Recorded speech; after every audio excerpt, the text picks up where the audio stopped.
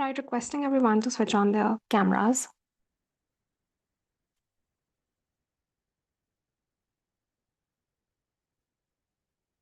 All right, order in the House.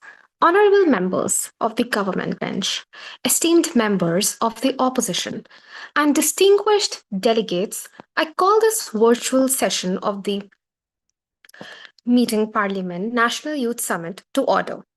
As the Speaker and convener of this House, it is my distinct privilege to welcome you all to this legislative session. Today, we gather not merely to debate, but to deliberate on the structural foundation of our nation's future, our higher education system. The clerk has laid upon the table bill, formally titled the National Skill over Degrees Reform Act. The bill and the official motion before the House reads as follows. This House will tie 40% of public university funding directly to the graduate employment rates and replace standardized academic testing with practical skill based portfolios. The context of the bill is as follows. The members of the House, the introduction of this bill comes at a critical juncture. Across our nations, millions of young citizens enter public universities with the promise that higher education is the definitive pathway to economic stability and personal growth. However, contemporary data indicates a growing divergence between institutional academic metrics and real world workforce integration. The bill seeks to completely redefine the accountability mechanisms of our higher learning educational institutions. It proposes a fiscal shift, making 40% in public university grants and funding contingent to university upon verifiable graduate employment outcomes. Furthermore, it opposes a continuity standard summative standardized examination in favor of continuous practical portfolio assessments. The core conflict this House must resolve today rests on a fundamental question. What is the true mandate of a public university? On one hand, we must consider the pragmatic urgency of economic utility, ensuring that public funds yield self reliancy, employable citizens, and who can seamlessly vigilant navigate a rapidly shifting global market. On the other hand, we must also very carefully navigate and look about the holistic education, which ensures in our pursuit of economic readiness, we do not compromise critical thinking, foundational research, and the intellectual autonomy of higher academia. Now, we'll discuss the parliamentary rule of adaptation. Decorum. All remarks must be addressed directly to the chair. Crosstalk, personal insults, or unparliamentary language will result in immediate loss of the speaking opportunity that will be provided. The opening speeches for both the government and the opposition are very strictly timed. A digital chime will sound when you have 30 seconds remaining, and a microphone will be muted upon the expiration of the time. Points of information. Members may raise a point of information throughout the official chat channel. It is entirely up to the speaking member to either accept or decline the point of information. If accepted, the interruption must not exceed 50 seconds and must be phrased as a precise question. Let us engage in a robust, intellectually rigorous, and respectful debate worthy of this parliament. The nation's youth are watching. The decisions that are discussed over here carry the weight of their future. I now call upon my co convenor Twinkle to discuss further about the rules of the House. Twinkle, you have the stage.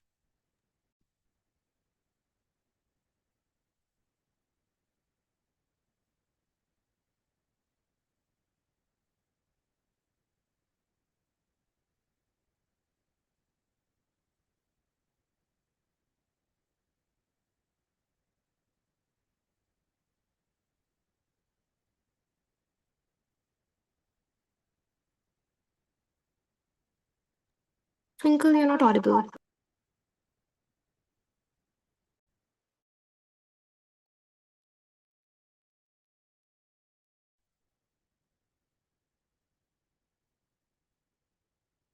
Not audible.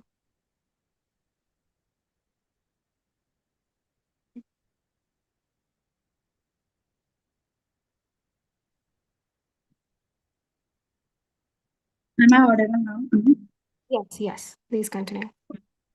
Yes. As I was speaking, um, the rules are as follows. When you are a floor ready, ensure you are looking directly into the lens. A speaker whose camera is off will not be given the floor. This is a hard cap. To be fair to all, I will raise my hand within 2 minutes, 2 minutes of your time, expecting you to wrap up within a 30 seconds. When the ensure ensure light is hitting directly on your face, not on your back. Uh, Position your camera on your eye level. Avoid ceiling shots. Use clear background. Maintain a respectful, inclusive, and professional tone. While this topic is personal, avoid graphic medical decision, platform censorship filters. Stay on mute the entire time you are not speaking. Even a small cough will,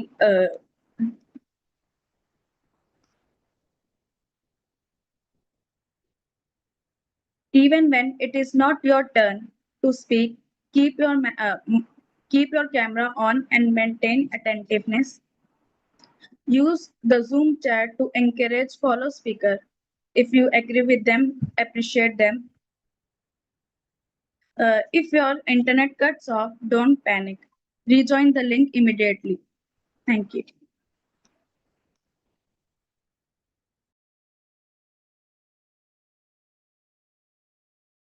Let's now proceed with the Prime Minister's address. Okay. Am I audible?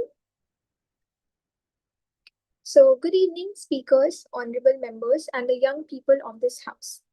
Quoting Swami Vivekananda, education is not the amount of information that is put in your brains and runs riots there, undigested all your life. We must have life building, man making, character building assimilation of ideas. Now, the reason I quote this is to lay an emphasis on the importance of skillful learning over rote learning. As I move on to the motion on the National Skill over Degree Reform Act.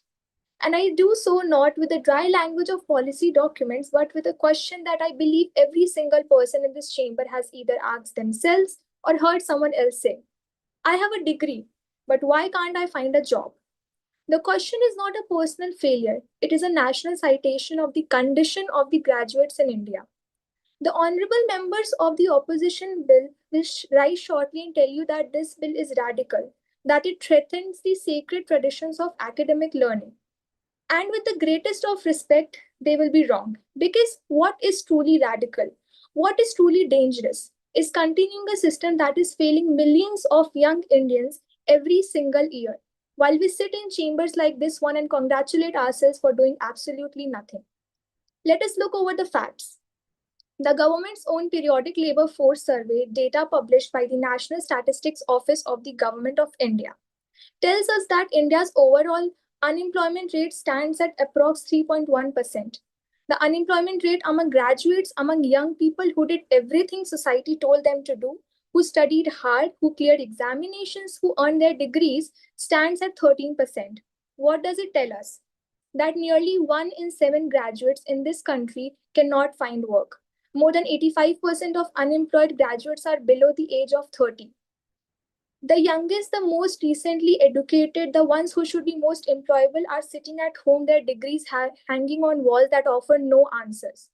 I ask the honorable members of opposition, at what number does a crisis become impossible to ignore? At what point do we stop defending the system and start fixing it?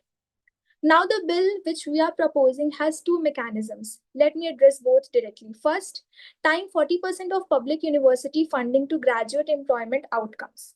The opposition might call this punishment, I call it accountability. India's graduate unemployment paradox, where degree holders are often more likely to be unemployed than those without degrees.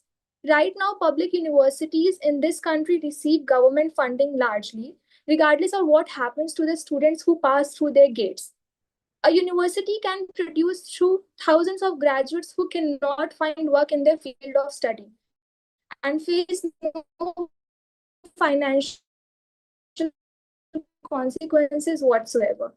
Does not exist. The argument here is that universities have become degree printing factories. Genuine reform is to attach real financial consequences to outcomes. The bill changes that equation. When 40% of funding depends on whether graduates go from university, institutions will be forced. Yes, I use the word forced deliberately because to avoid the question that they have been avoiding for decades. Are their courses relevant? Are their faculty connected to industry? Are the students gaining skills that the economy actually needs? Are we preparing young people for the contemporary world? Are the questions universities to raise? Now I know critics will say that this will harm arts and humanities. I want to address its sake. Employment matrix will be designed to include further study, research, entrepreneurship, civil services, NGO work, and creative careers. A philosophy graduate who goes to law school is employed. A literature graduate who becomes a journalist is employed. The matrix measures purposeful transition, not merely corporate placement. We need to emphasize on this. What it does not reward and should not reward is producing graduates with certificates that open no doors, prepare them for nothing, and send them back to their families indebted. Now, the second part of the bill talks about replacing standardized academic testing with practical skill based portfolios. Speakers, I want you to consider what we currently ask of our young people.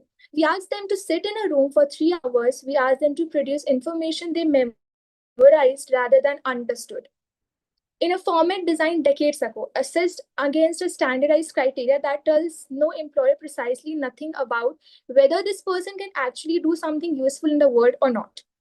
And then we are surprised when employers say our graduates are not ready. A skill-based portfolio, a structured assessed record of what a student can actually demonstrate gives employers a genuinely honest picture of a young person's capabilities. It rewards problem solving over just the memorization and the rote learning platform. The honorable members of opposition will raise the question of fairness. And again, I respect that concern. They will say that wealthier students will produce better portfolios. But to put it in the house, is the current system fair? Is a system fair in which a student from a well-resourced private coaching center can outscore a brilliantly capable student from a government school? Portfolio assessment properly implemented with standardized pattern and institutional support for under-resourced students gives students the chance to show they can build, they can solve, and that they can create. Moving further with that, I would like to present some international examples which substantiate my point furthermore. Germany built the world's most admired vocational education system by refusing to separate learning from doing. Singapore transformed its economy by tying educational investment directly to economic outcomes. The UK is restructuring its degree funding precisely because graduate employment data demanded it.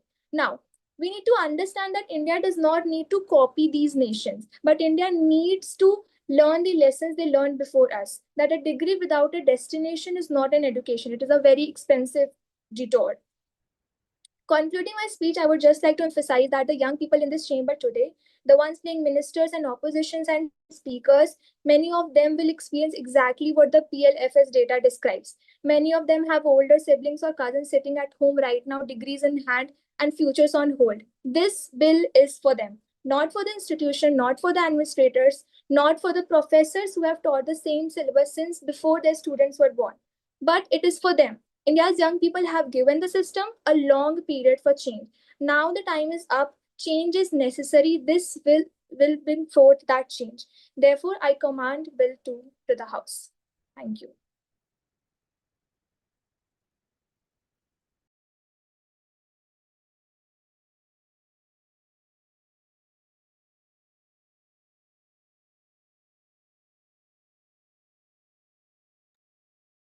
The government's education minister can proceed. Good evening, everyone. as a leader of opposition, I have some void questions in this bill. For basically, मुझे employment की value पता है society में, ठीक है। मेरा मानना यह है कि इकोनॉमिक ग्रोथ के साथ साथ सोशल रिफॉर्म होते रहने चाहिए। ये बिल काफी हद तक हमारी जो सोशल रिफॉर्म पैदा करने वाली जो स्ट्रक्चर या इकोसिस्टम्स हैं उनसे इम्पैक्ट डाल सकता है। मैं इस पर क्योर करना चाहूंगा, जो हमारे लेट पहले प्रधानमंत्री हैं जवाहरलाल नेहरू, उनका ये मानना था कि मानवतावाद, विचार, तर्क और सहनशीलता, ये सब कुछ एक विश्वविद्यालय में मिलता है। उन्हीं के साथ उन्हीं के विचारों के कहीं आसपास भगत सिंह का भी ये क्योर्स है कि स्टूडेंट्स के लिए जो विद्यालय है वो खाली किताबी ज्ञान के लिए नहीं होना चाहिए, बल्कि सामाजिक, आर्थिक और राजनीतिक जो संरचना है उनके विचारों को समझने के लिए भी होना चाहिए। मुझे काफी हद तक ये बिल इसलिए अगेंस्ट लगता है इन चीजों के, क्योंकि इसमें काफी जगहों पे अगर आप ये कह रहे हैं कि आप कोई भी कदम उठाएंगे और उसके बाद के दूसरे कदम को पहले ही ट्राई कर लेंगे, तो ये काइंड ऑफ एक फेलिकेसी है, felicity of time and felicity of steps. क्योंकि आपको ये पहले ही तय करना चाहिए कि कोई भी बिल आने के बाद उसका जो स्ट्रक्चर है वो किस तरह से इम्प्लीमेंट करते समय किस तरीके से प्रभाव छोड़ सकता है अपना सिस्टम पर। पहली बात ये देखिए कि अगर आप कोई भी बिल किसी भी पब्लिक यूनिवर्सिटी में लाते हैं तो यूनिवर्सिटी सीधे सीधे असेंबली लाइन से जुड़ जाएगी। वहां पर जो प्रोफेसर का फोकस टीचर को एज ए सिविलाइज करने से ज्यादा एज ए टारगेट अचीविंग की तरह रहेगा।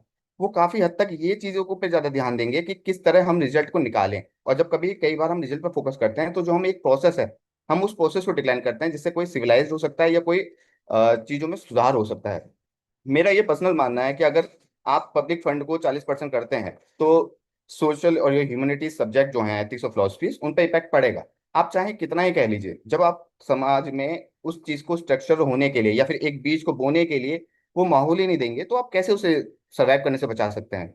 दूसरी बात ये आती है कि अगर आप ये सोचते हैं कि एजुकेशन को हम कैरी ऑन कर सकते हैं विदाउट मोरलिटी, विदाउट यूनिवर्सिटी में एक लाइब्रेरी, जो जिस लाइब्रेरी में हम पढ़ने जा सकते हैं जस्ट बिकॉज ऑफ, अगर हम चाहते हैं कि हम समाज के बारे में जाने, वहाँ अगर आप कोडिंग और प्रोग्रामिंग के बारे में ज़्यादा फोकस कराएंगे कॉलेज में, तो पहली चीज़ तो यह है कि टायर 2 और टायर 3 जो जितने भी स्टेट, जितने भी राज्य हैं, मतलब सॉरी, जितने भी सिटीज़ हैं, वहाँ पर वो यूनिवर्सिटीज़ या स्कूल्स बंद हो सकते हैं और उनका जो एम होगा वो सीधा होगा टारगेट अचीविंग।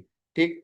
ह्यूमैनिटी सब्जेक्ट बंद होंगे तो एक लिटरेचर और एक राइटर, एक फिलोसफर्स और जितने भी आईएएस आईपीएस हैं, जो भी जुडिशरी है, इवन डेमोक्रेसी तक लोगों को अवेयरनेस की कमी हो सकती है। क्योंकि ग्राउंड लेवल पर कोई भी आर्थिक, सामाजिक और जो भी परिस्थितियों की जो अवेयरनेस आती है वो एक प्रोफेसर से लाइक बिल्कुल कनेक्शन बनाने से आती है। अगर वहाँ प्रोफेसर ही नहीं होंगे कॉलेज में, जस्ट बिकॉज ऑफ कि कट ऑफ एक 40% फंड आपको देना है और जिसका रिजल्ट ये है कि आपको एक प्लेटफॉर्म बना रहा है, तो उस प्लेटफॉर्म की वजह से कॉलेज काफी हद तक ये ट्राई करेगा कि वो किसी कंपनीज के साथ टाई अप करे और एक कॉन्स्पिरेसी बनाए या एक करप्शन करे जिसमें वो इंटर्नशिप को बेचे। और ये काफी चांसेस होते हुए आ रहे हैं, ये हाई कोर्ट में भी रिपोर्ट चल रही है इस चीज की। और इवन हमारे 2025 की रिपोर्ट है दिसंबर की लोकसभा में कि 24 ऐसी फेक यूनिवर्सिटीज को डिटरमाइन किया गया है जिसमें इंटर्नशिप से लेके और जो सर्टिफिकेट्स हैं वो बांटे जाते हैं फ्री में। ऑलरेडी पिछले यूजीसी ने 2 साल में 10 फेक यूनिवर्सिटीज को बंद कराया है। और यहाँ तक दिल्ली हाई कोर्ट ने भी इस पे बयान दिया है कि यूजीसी का जो रोल फंक्शनिंग है वो सही से नहीं हो रहा है। अगर आप ये कहते हैं कि आप यूनिवर्सिटीज की तरफ खाली फंड बढ़ाने से उनका स्ट्रक्चर या फंक्शनिंग को सुधार सकते हैं, तो ऐसे कई सारी स्कीम्स है, एनएपीएस 2016 में आई थी, क्रेडिट स्किल्स और जो सेक्टर स्किल्स की काफी ज्यादा योजना ऑलरेडी आ रखी हैं जिससे लोगों को एम्प्लॉयमेंट जनरेट हो सकता था, लेकिन उनकी मॉनिटरिंग और एवोल्यूशन ना होने की वजह से उनका कोई अच्छा आउटपुट नहीं मिला है। इवन आप आउटकम को फोकस करते हैं लेकिन ये भूल जाते हैं आउटपुट क्या हो सकता है। तो काफी बार मुझे ये लगता है कि बिल के अंदर काफी ज्यादा वर्ड्स इसलिए हैं क्योंकि उसमें काफी ज्यादा एकेडमिक और स्टेटिस्टिक फैंटेसीज वाले वर्ड्स हैं जो कि ग्राउंड लेवल पर वर्क भी नहीं करते हैं। और यही मेरी एक मेन कंसर्न है कि अगर आप ये कहते हैं कि कोई भी बिल आप जैसा कह रहे हैं वैसा लागू होगा, तो जो ऑलरेडी योजना स्कीम चल रही हैं, एनएपीएस 2016, एकेडमिक बुक क्रेडिट्स की, सेक्टर स्किल्स की, तो उनकी अकाउंटेबिलिटी कहाँ गई? उनकी अकाउंटेबिलिटी तो अभी तक नहीं हुई है ना। और ऑलरेडी जो कॉन्स्पिरेसी और ब्यूरोक्रेसी अभी भी चल रही है, जैसे कुछ कॉलेजों में, यूनिवर्सिटीज में जो इंटर्नशिप फ्री में बांटी जा रही है, सर्टिफिकेट जा रहा है, उसका डेटा कहाँ है? और एक चीज और, अगर एम्प्लॉयमेंट की आप बात कर रहे हैं तो मुझे ये बताइए कि एम्प्लॉयमेंट आप कौन सा देंगे? आपके पास, आप जानते भी हैं कि गिग वर्कर्स 2% हैं हमारे पूरे इनफॉर्मल सेक्टर में। एम्प्लॉयमेंट का फॉर्मल सेक्टर खाली 10% है और 90% आपका इनफॉर्मल सेक्टर है जिसमें गिग वर्कर्स 2% से ज्यादा हैं। कोई भी अगर कोई भी कॉलेज या कोई भी यूनिवर्सिटी अगर कोई भी जॉब देता है तो वो सीजनल एम्प्लॉयमेंट हो सकता है। साइक्लिक नहीं हो सकता। साइक्लिक में तो इकोनॉमिक ट्रांसिशन पे हम चल रहे हैं कि एआई आ रहा है, ऑलरेडी हमारे यहाँ जॉब सिनारियो कम हो रहे हैं, स्ट्रक्चरल एम्प्लॉयमेंट भी है, साइक्लिक भी है, आपका इंडस्ट्रियल भी है, सो ऑन 7 और अलग एम्प्लॉयमेंट हैं। आप बताइए कि उसमें से कौन से एम्प्लॉयमेंट को आप कवर अप कर रहे हैं। आप खाली बस बात कर सकते हैं, लेकिन एक एम्प्लॉयमेंट जनरेट करने के लिए इंफ्रास्ट्रक्चर होना चाहिए मार्केट में। सरकार को इंफ्रास्ट्रक्चर खड़ा करना चाहिए जिनसे डेवलपमेंट हो जॉब का, ना कि इस चीज का कि फंक्शनिंग अच्छी है, मॉनिटरिंग अच्छी है। जब मार्केट में जॉब ही नहीं है तो आप कहाँ से देंगे। हमारे पास एक ह्यूज पॉपुलेशन है, हम स्ट्रक्चरल और साइक्लिक में ऑलरेडी फंसे पड़े हैं, डिसगस्ट सीजनल। इन इन चीजों को कैसे सुधार करोगे। खाली बिल आने से अगर ये काम हो जाते तो ऑलरेडी जो बिल हैं उनकी मॉनिटरिंग अकाउंटेबिलिटी कौन लेगा। तो मैं इस बिल पे इसलिए विश्वास नहीं कर सकता क्योंकि ऑलरेडी इससे मिलते जुलते काफी चीजें हैं जिनकी मॉनिटरिंग और रेगुलेशन ना होने की वजह से सरकार उनकी अकाउंटेबिलिटी नहीं लेती है। बेशक हम इसमें कितना ही प्लेटफॉर्म को साफ सुथरा बताने की कोशिश करें, लेकिन जो डेटा है वो नीचे नहीं जा रहा है। और ऊपर से ऊपर जो सोशल रिफॉर्म हो सकते हैं सोसाइटी में, किसी नॉर्मल इंसान का सिविलाइज होना हो सकता है, क्योंकि भारत एक फिलोसफिकल देश है। यहाँ काफी ज्यादा डाइवर्सिटी इसलिए जुड़ी हुई है क्योंकि विचारों का देश है। अगर आप विचारों को इतना हल्का ले रहे हैं तो इश्यूज हो सकते हैं। ठीक है, यहीं तक मेरे पॉइंट था। शुक्रिया।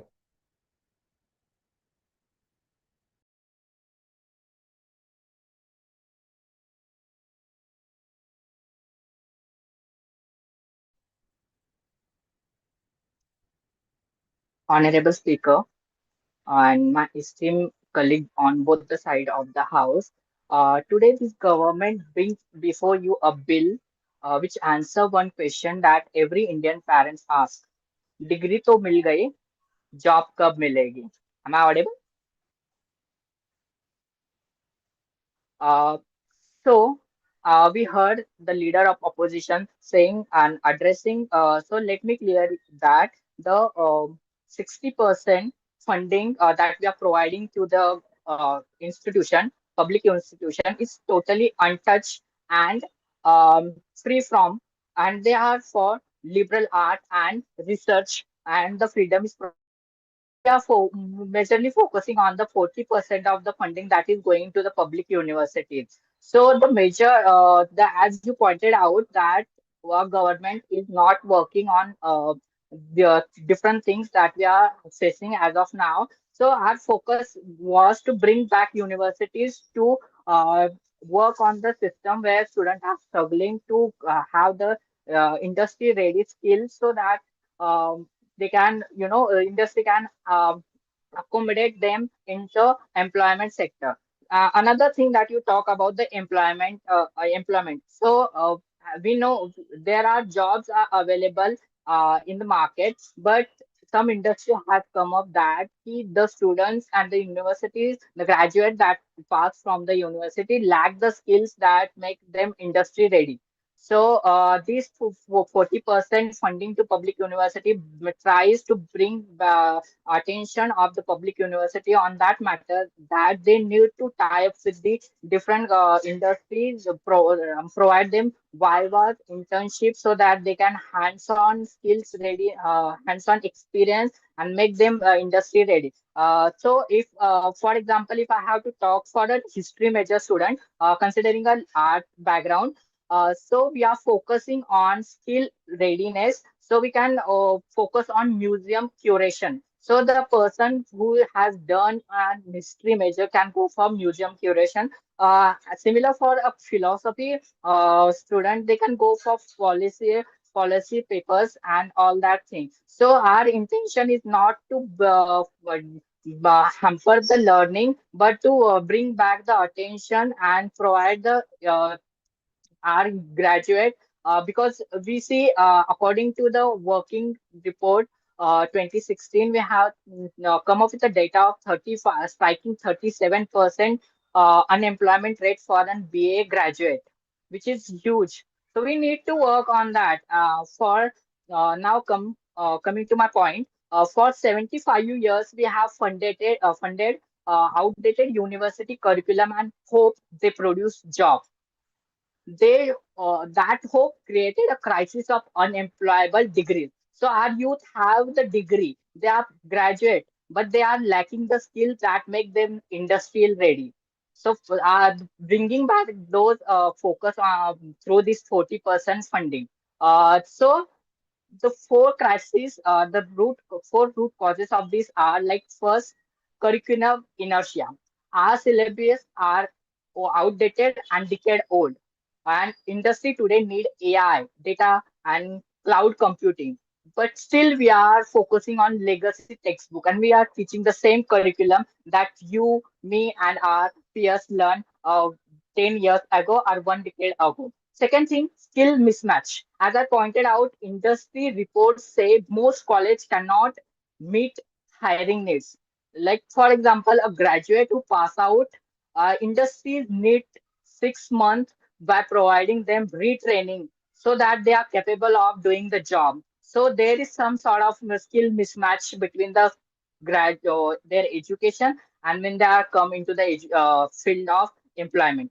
Third is unemployment rate. As I pointed out, the state of working India 26 shows that the youth unemployment near 37% for a general BA graduate, and this is striking. So we need to focus on this. Fourth one is faculty disconnect. Many professors have never worked outside the campus because our system is not providing them go beyond that and practice that and then bring back this into the classroom. So this skill, the National Skill over Degree Reform Act attacks all these four issues that we are facing. How we are going to do that? The first thing is we are tying 40% of public funding directly to employment rate. So again, this is not punishment, but this is accountability. The taxpayer money must create taxpayer, right? And when the college know funding depends on job, they will try to um, end the curriculum inertia that they are having. They try to build industry tie-ups and provide internships for their student. Again, they will try to fix the faculty disconnect. And as I pointed out, the remaining 60% stay untouched for research, for art, and for academic freedom. Second, we are replacing the rote standardizing testing with practical skill-based portfolio. Again, exams can be altered. Exam can be altered, but portfolios cannot because UGC, University Grant Commission, is going to audit this record whether the portfolios created by student are credible or not. So there is no chance of mismatch here. Again, a BCom student should provide prove that he can file GST filing and not just writing the definition of GST, what GST means. And here comes a new education policy 2020 that start occasional training in grade 6. And this will completely align with that vision in our universities. Um, I the opposition will say कि we are killing liberal art, but I want to bring this in front of you all that the striking 37% BA unemployment is killing liberal art faucet. Our bill is trying to save it through, as I mentioned, history becomes a museum curation. So I commend this bill to the House. Thank you. Thank you. Since we do not have the Minister of Education from the opposition and the Minister of for Labor, Youth and Employment from the government side, we shall defer their business and move on to the next item on order. So I call upon Minister of Labor, Youth and Employment. You have the ears of the House. Am I audible?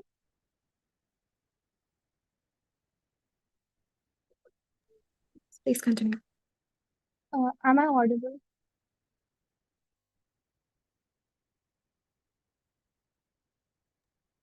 Yes, you're audible.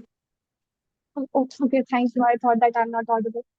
I will be starting on the self count of 3, 2, 1. Greetings to the Honorable Speaker and all the fellow delegates present in this esteemed house today.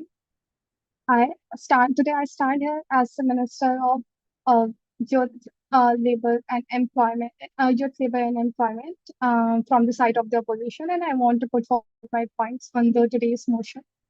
To be honest, at the first glance, this bill sounds attractive.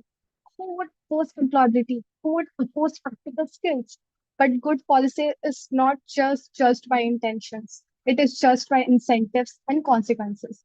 This bill, first of all, commits two grave mistakes. First, ties 40% of university funding directly to graduate employment rates.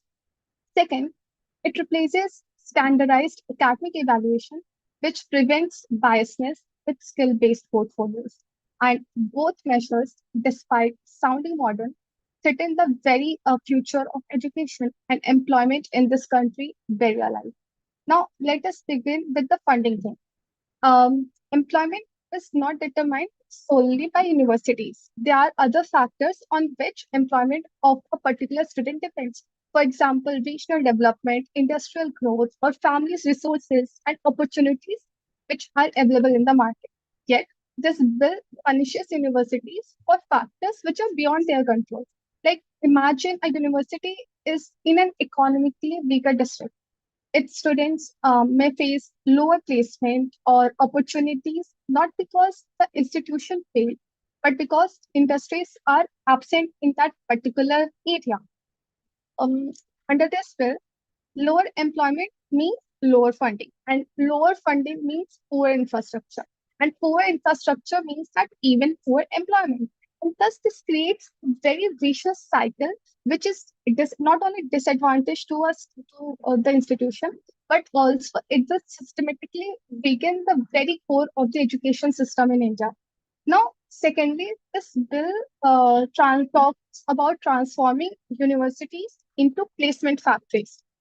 Uh, your sorry, universities are not vocational centers alone. They produce lawyers who defend constitutional values, or they produce teachers who shapes an entire generation, or they produce writers who write and challenge the power, or they produce a citizen who is very much democratically informed. Now, subjects such as history or philosophy or sociology, may not deliver immediate figures, but they build societies, and societies depend on them. Societies are the very base of any nation. Every student, every study, is done for financial outcome. Some students go to university for sole purpose of knowledge, and students who study these disciplines are already at a very disadvantage. Like, there are not proper research facilities in many big public universities out there, and instead of focusing on those problems, the government is straight away cutting the fundings, which will eventually shut down these departments in such prestigious institutions.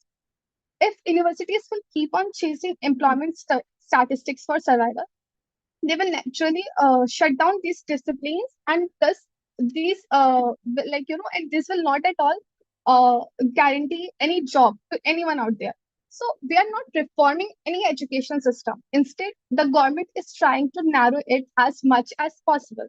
Now, practical exposure is valuable, and we do support internships and practical learning or experimental learning, but replacing standardized evaluation entirely with portfolios creates a very hidden inequality. Who builds a stronger portfolio? A student who can afford unpaid internship, students with connections, or students who are there in the metropolitan region. Meanwhile, a first generation learner, a student who usually come from a rural background, enter the competition at very disadvantaged level. The bill rewards access instead of uh, I'm sorry, is there any question from the co-convener?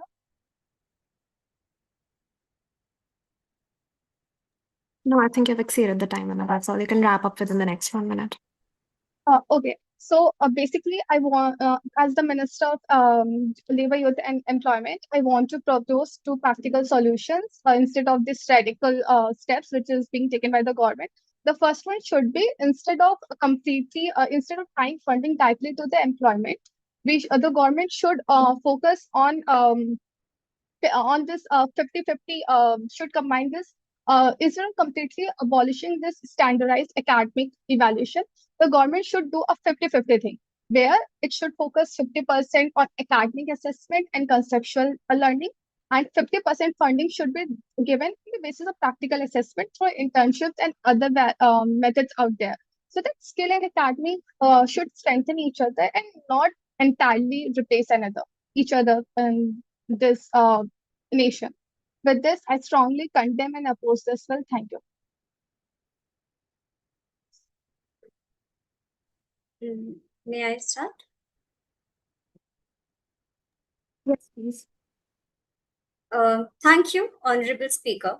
Good evening to the Prime Minister, my fellow ministers, the opposition benches, and this House. My name is Sarkam, Minister of Science and Technology. While my colleagues have spoken on fiscal accountability and employment data, my job today is narrower and more urgent because I am here to talk about time.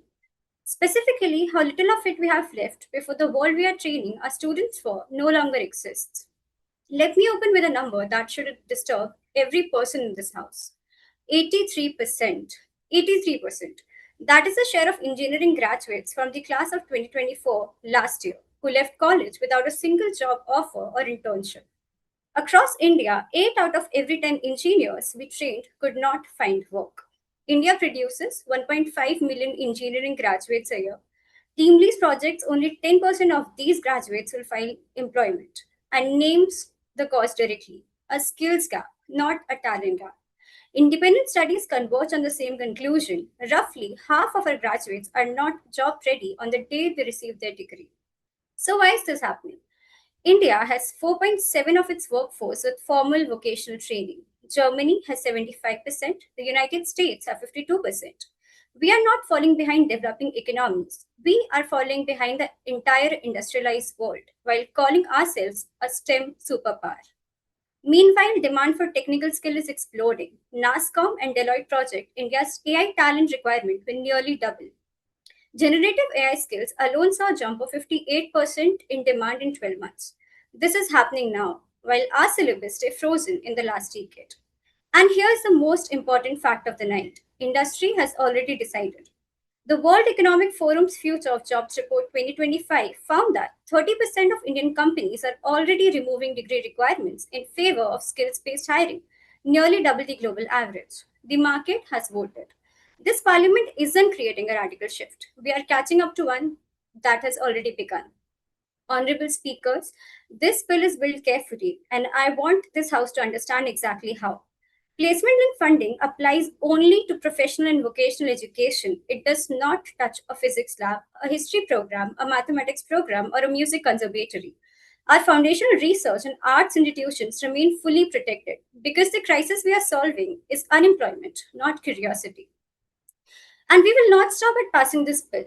We will make it work. As Minister of Science and Technology, I commit this House to pairing placement link funding with targeted skill grants for undeserved districts so that the rural and economically weaker colleges are lifted into this system, not left behind it.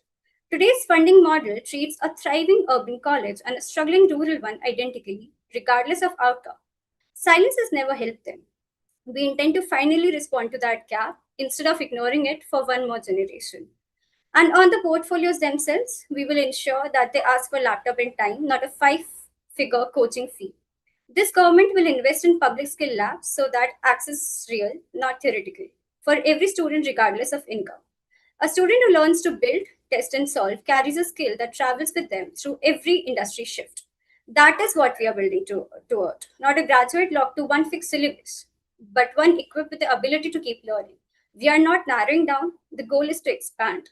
Leading employers across India's tech sector have already moved to project-based portfolio hiring because a written exam cannot tell you whether someone can actually build something. This will simply ask our universities to catch up to industry what already practices. The cost of inaction is not abstract. The World Bank and CMIE estimate India's skill gap will cost this country $500 billion by 2030 if left unaddressed. National Scale-Over Degree Reform Act is not an attack on education. It is a demand that education finally deliver what it has already promised: capable, employable, future-ready citizens. I urge this House to support this bill. The future of India's science and technology sector cannot wait for the syllabus committee to catch up. Thank you. Jai Hind.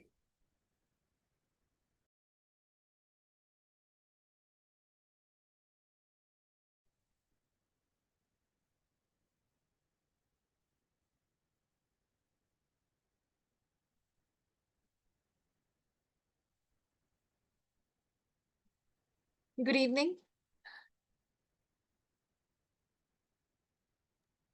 Yes, you're audible.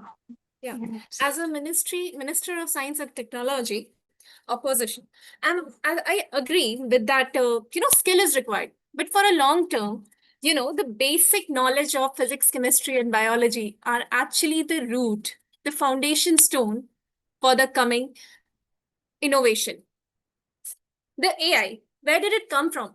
It came from the AI. It came from the maths, the quantum physics. Everything has got the basic. As a science and technology, I'll just say, we have to focus on our jobs, but not for it is for a but for a development of a nation.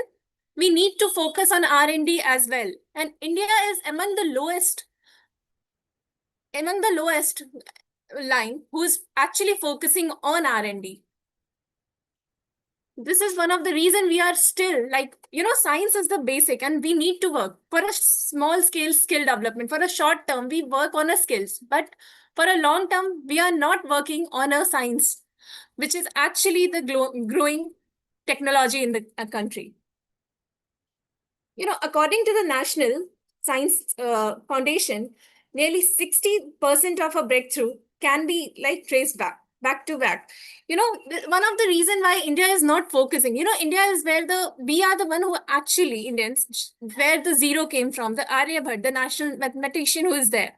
But still, we are still there are country, the root cause which is coming, still they are taking an examination of IIT is going on there for the engineers and the doctors. But in IIT, there are engineers who just complete their BTech and they go to the other country for the research work, because our country is not focusing on research. It is now they are just focusing on our skills.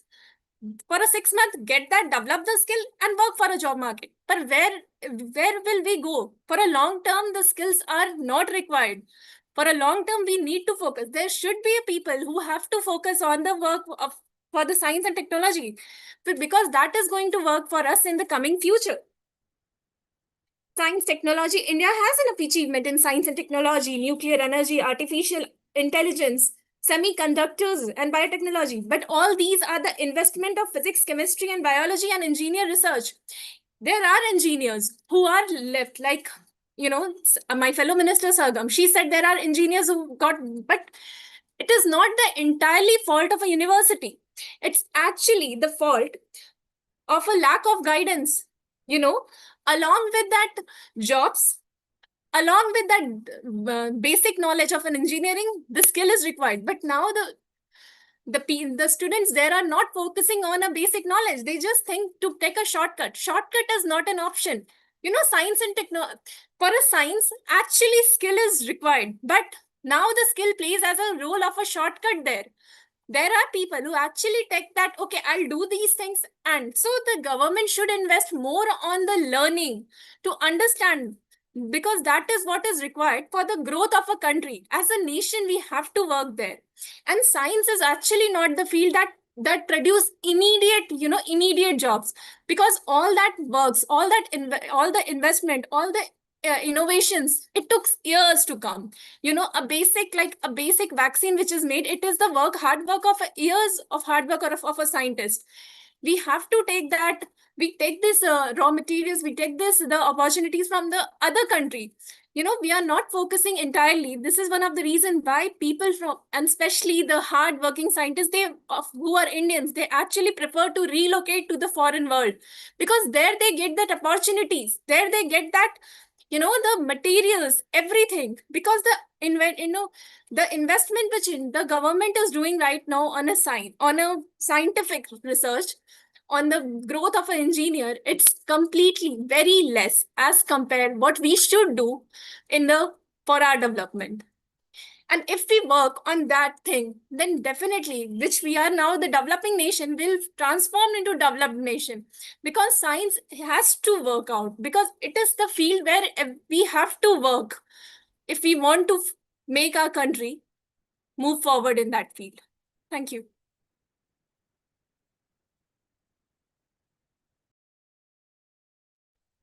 Thank you, Honorable Speaker. Greetings to all the House members present here.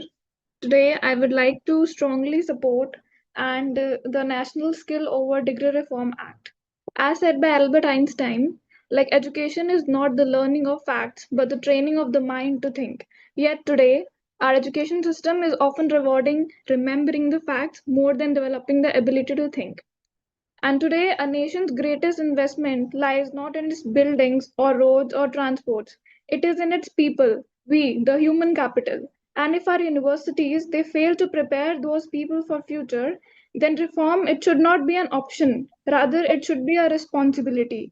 And this house believes that in 21st century, competence must matter more than credentials alone.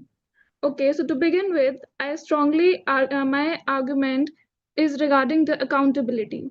Universities, they are today funded by the taxpayers, and when public money is invested, then public deserves the results.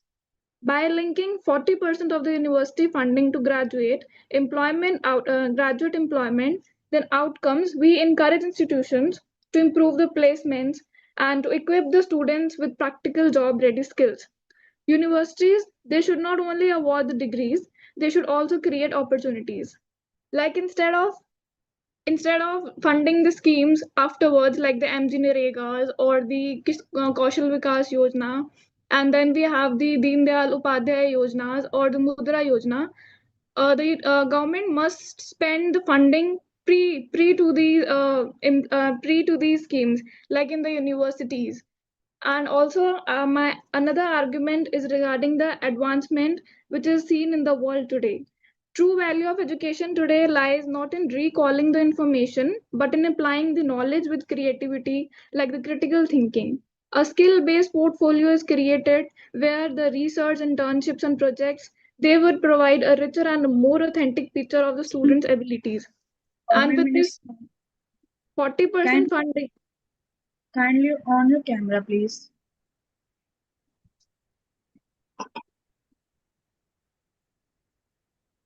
So in the end, I would like to say that a university, it should not be measured by the number of degrees it awards, but by the number of lives it empowers. And let the history remember that this house chose not to preserve an outdated system, but to prepare a leading and innovative generation. Thank you.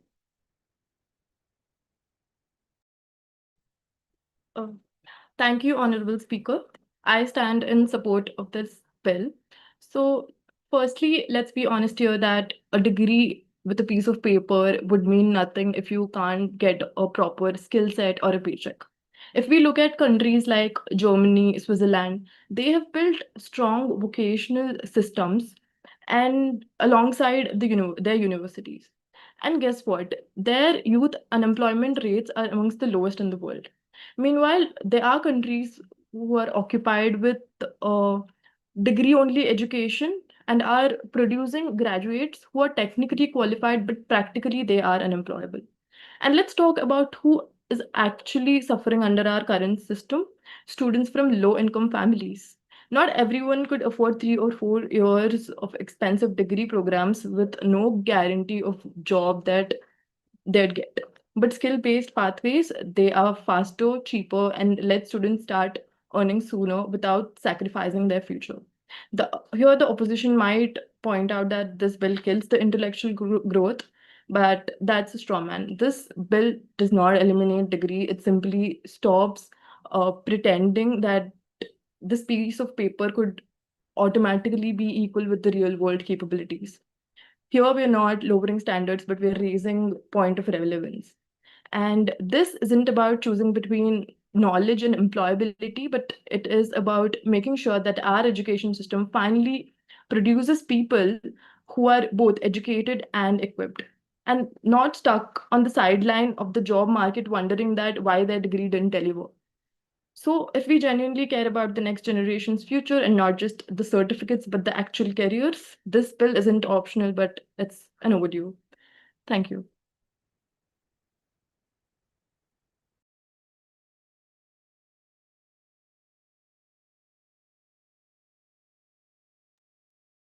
Kunal, do we have you over here with us? All right, in his absence, we move on to the Pankit. All right, we move on to Vedashri.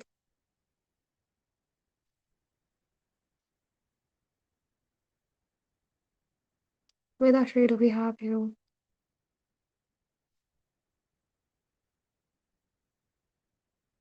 Okay, we'll move on to Soumya.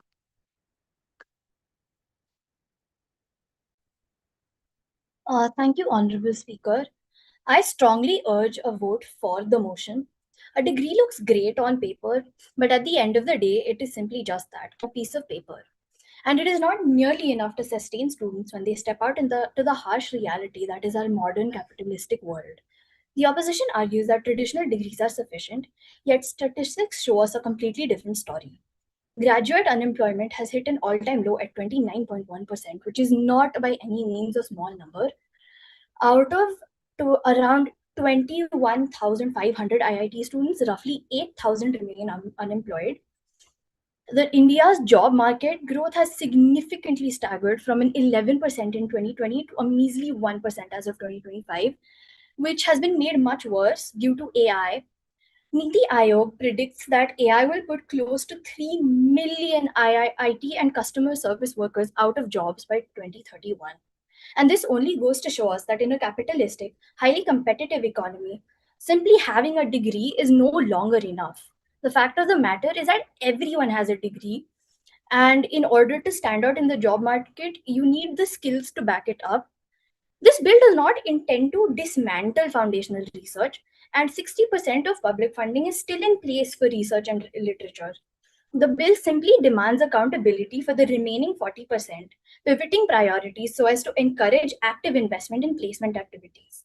The point of portfolio privilege does not take into consideration that standardized testing is already very privilege based, with people who have who have the resources affording more expensive coaching and therefore getting an edge over people who cannot afford to do so.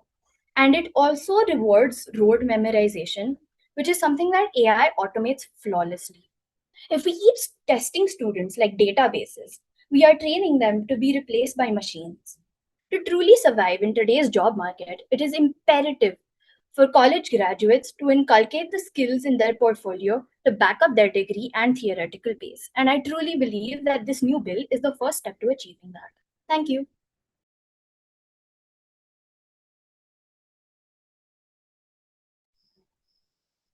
Honorable Speaker, fellow members of this youth parliament, I stand today firmly in support of the motion to tie 40% of public universities to graduate employment rates and replace the standardized testing with skill-based portfolios. This motion is not just a reform, it's a necessity. The India Skills Report 2025 reveals the steadily increasing trend in the graduate employment. The latest figures show 54.81% of India's graduates are employable. This means more than half of the graduates are employable, but the other half are lacking industry relevant skills despite holding degrees.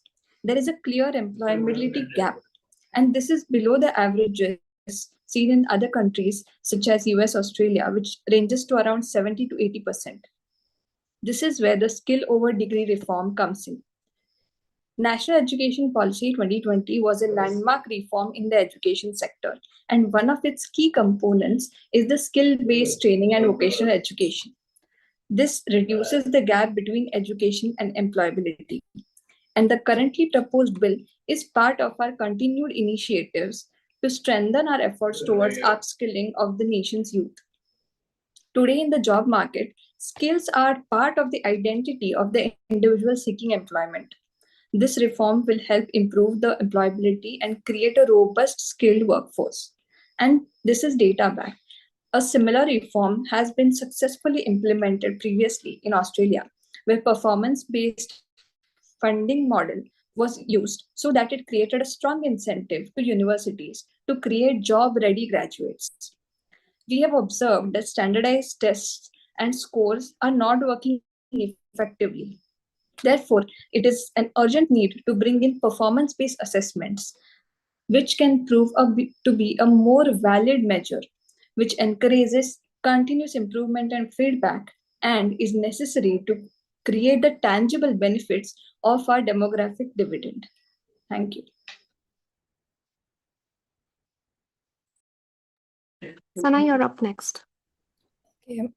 Thank you. So, hi everyone. I will be focusing on opposing the allocation of 40% of funding on graduate employment, as this treats education as a pipeline to employment rather than focusing on education and its intrinsic gain itself.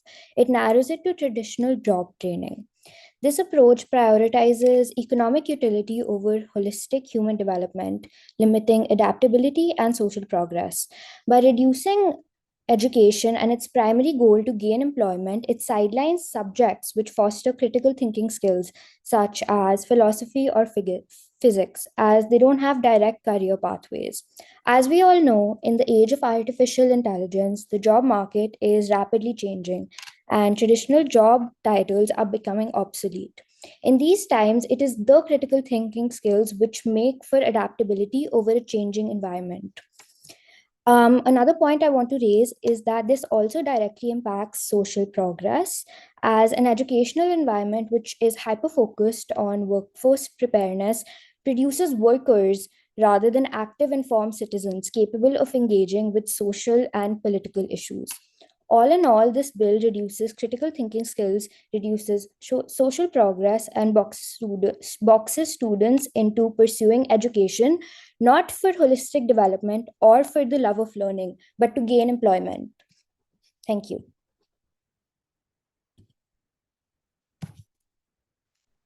Honorable Speaker and Ministers of the Parliament, first of all, I would like to condemn the government minister's statement that a degree is merely a piece of paper. I find it extremely disrespectful that the government minister is calling it a piece of paper as if thousands of Indians do not adorn it on their wall as a matter of pride for them. Also, while I do agree that the bill is being passed in favor of the students, I would like to point out the reality why this bill will never work.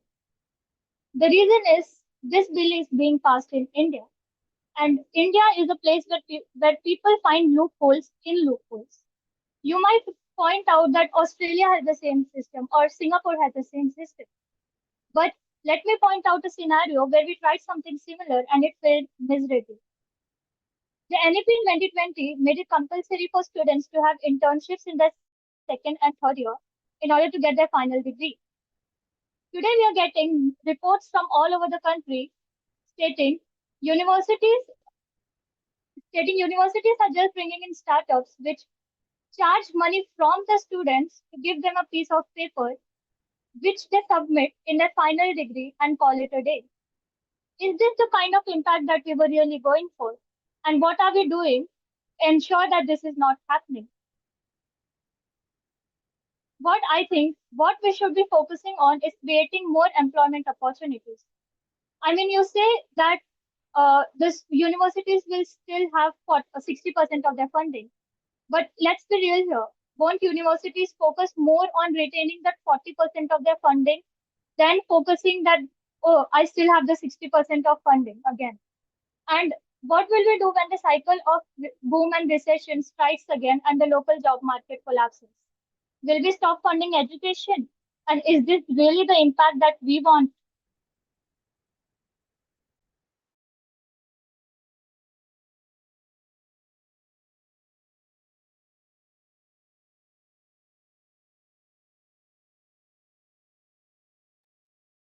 Shrishta, you're up next.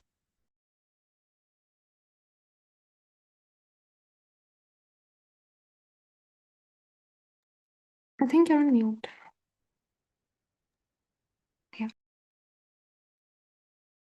Honorable Prime Minister and convener, through you, I want to raise the point that the skill over degree reform acts sounds good, but who is certifying the skills? So, a CAG report, a Controller and Auditor General report of 2023 found that 40% of PMKVY training centers were substandard. Today, national skill development centers have huge quality variance.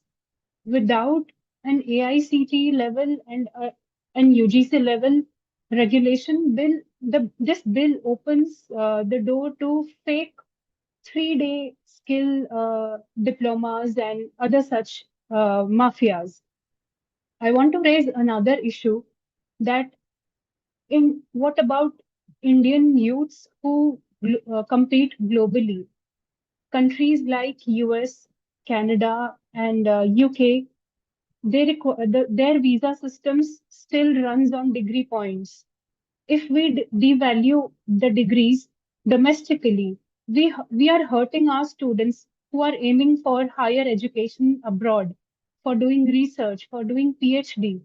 So a skill does get you a job in Bangalore, but remember, a degree gets you through a lab in Boston. So why are we forcing our youths to choose?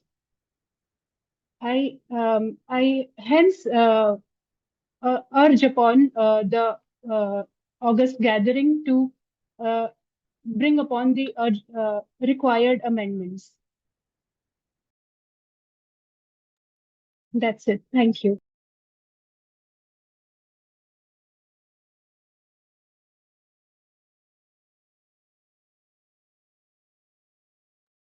Yeah, Akriti, you're next.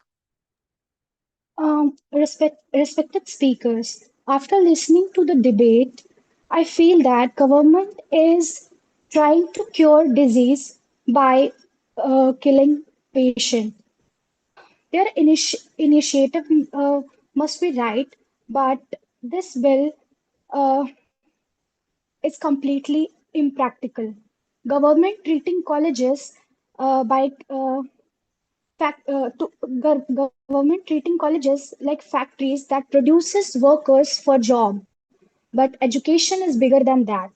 As our leader and fellow colleague said, if we only fund university based on jobs, they can neglect subjects like mathematics, history, philosophy, and basic science subject which develop a student critical thinking, problem solving ability, and also think about student in rural area which do not have access of devices, internet. How will they build their skill-based portfolio? We can't leave them behind. The bill says if a graduate does not get job, college loses their 40% of their funds. That's unfair. Job depends upon economic growth and work and market, not only the college. And when we talk about the problem like paper leak, India जो जिस देश में paper leak जैसे problem है, तो क्या हम ये सही है कि हम यूनिवर्सिटी पर उसका ब्लेम डाल के और जॉब के अकॉर्डिंग उन पे फंड्स को उन पे थोपे? Jobs matter, skills also matter, but education is bigger than that. We need that a system which values skills, knowledge, and and jobs matter, skills matter also, but education is bigger than that both. We need a system. We need a system in which we have equal opportunity, research, skill, knowledge, and problem solving ability also. Thank you. Greetings to the honorable leaders of the opposition and the Prime Minister. So since we're talking about the skill reform over the skill adaptation over the degree reforms and quoting about the unemployment rates of the graduates that are literally 67%, let me quote that the problem is not about education, but it is about the job creation. Since the speakers are really fond of quoting about the foreign numbers, let me also say that India faces a structural deficit of 3 to 4 million jobs annually, while we're creating 8 to 9 million jobs per year. The second best country after us, which is China, the most populous country after us, China, is creating over 12 million new urban jobs annually, 7 million jobs done in only half a year alone. And also, when the government is quoting about countries like Singapore, let me tell you that the 60% of the adult population of Singapore is holding higher educational qualifications, whereas in India, it's only 28.4%. So when we're talking about when we do not have degrees itself, how can we inculcate skills when people are not literate itself? How can they learn about skills? The government is attacking upon the fiscal accountability and modernization. Please let me tell you that it is not the lack of education policy, but it is exactly the economical death of the India's youth, because 40% of the university's funding is to the immediate job placement rates. But we're not talking about the flaws in the local job market, especially in the rural and economically depressed region, where 60% of the agriculture population is where India's youth go, and nobody is talking about studies. There is weaponizing of portfolio arguments, and there is no focus on tier 3 and tier 2 cities. And when we are already talking about paying high end internships and getting high end internships after you study, after you complete your degree with skills, why are even the students in private institutions who are really studying in a developed environment, they are also not getting any jobs after they pass out? This is a big question on the educational system and the bill reforms that the parliament is going through. So I highly condemn this bill, and I highly devote all the um, view of the parliament to making of jobs rather than focusing solely on skill production.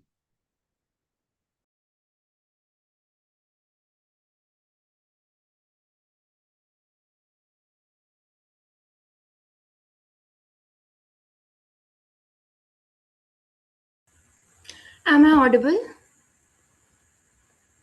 Yes. I think. Yes, you're audible. You can continue. All right. Honorable Speaker, I am in opposition to this bill. The government wants to cut 40% of the university's funding if the graduates do not get the job. I ask, who creates the job?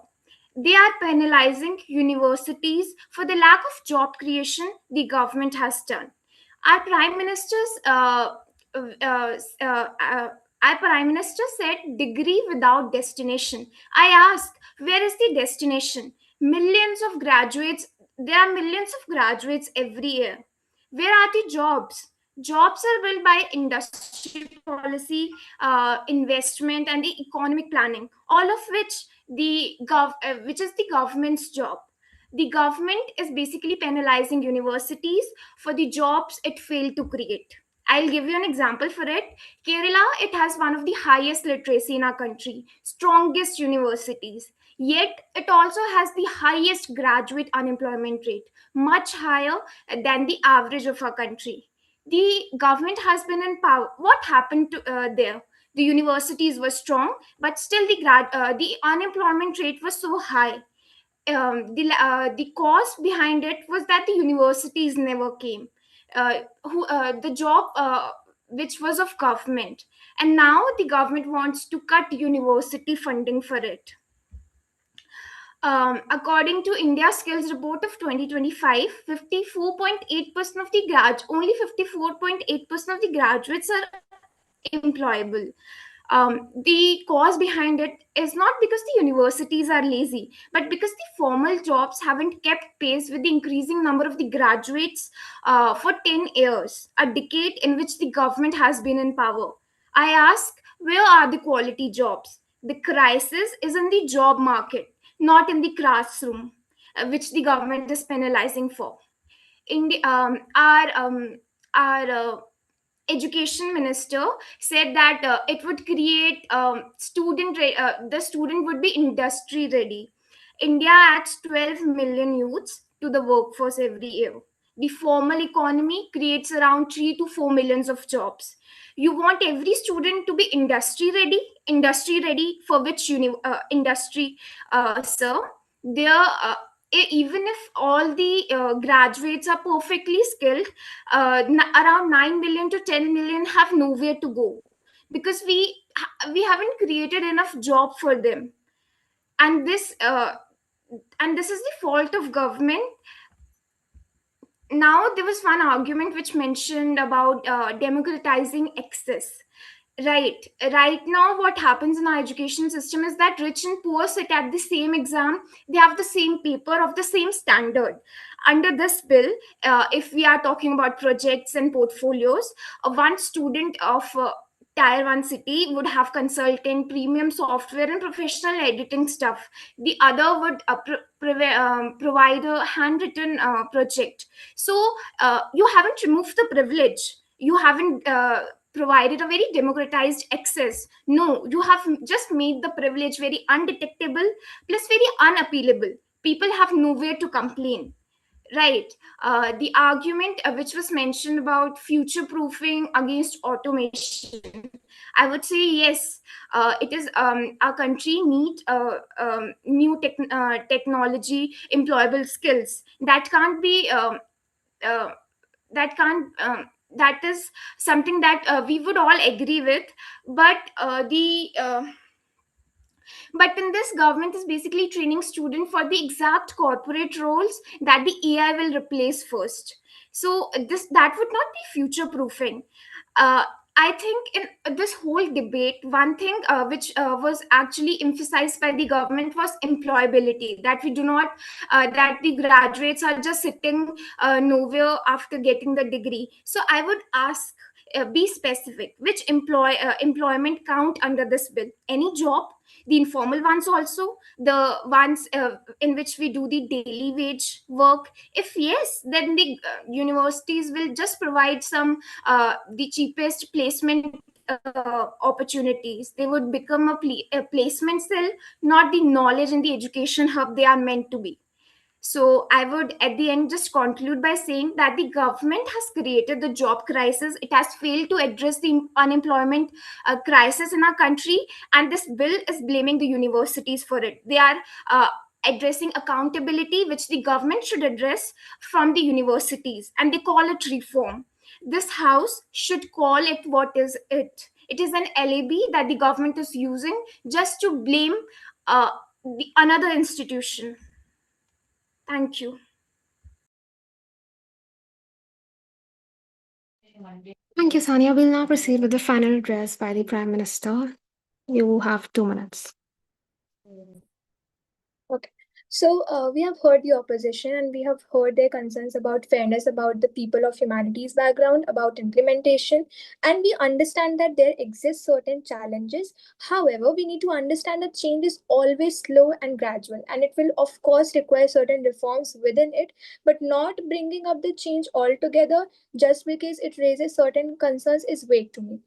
Furthermore, I would like to answer a few concerns raised by the opposition party. Research capacity, first one was research capacities to humanities students.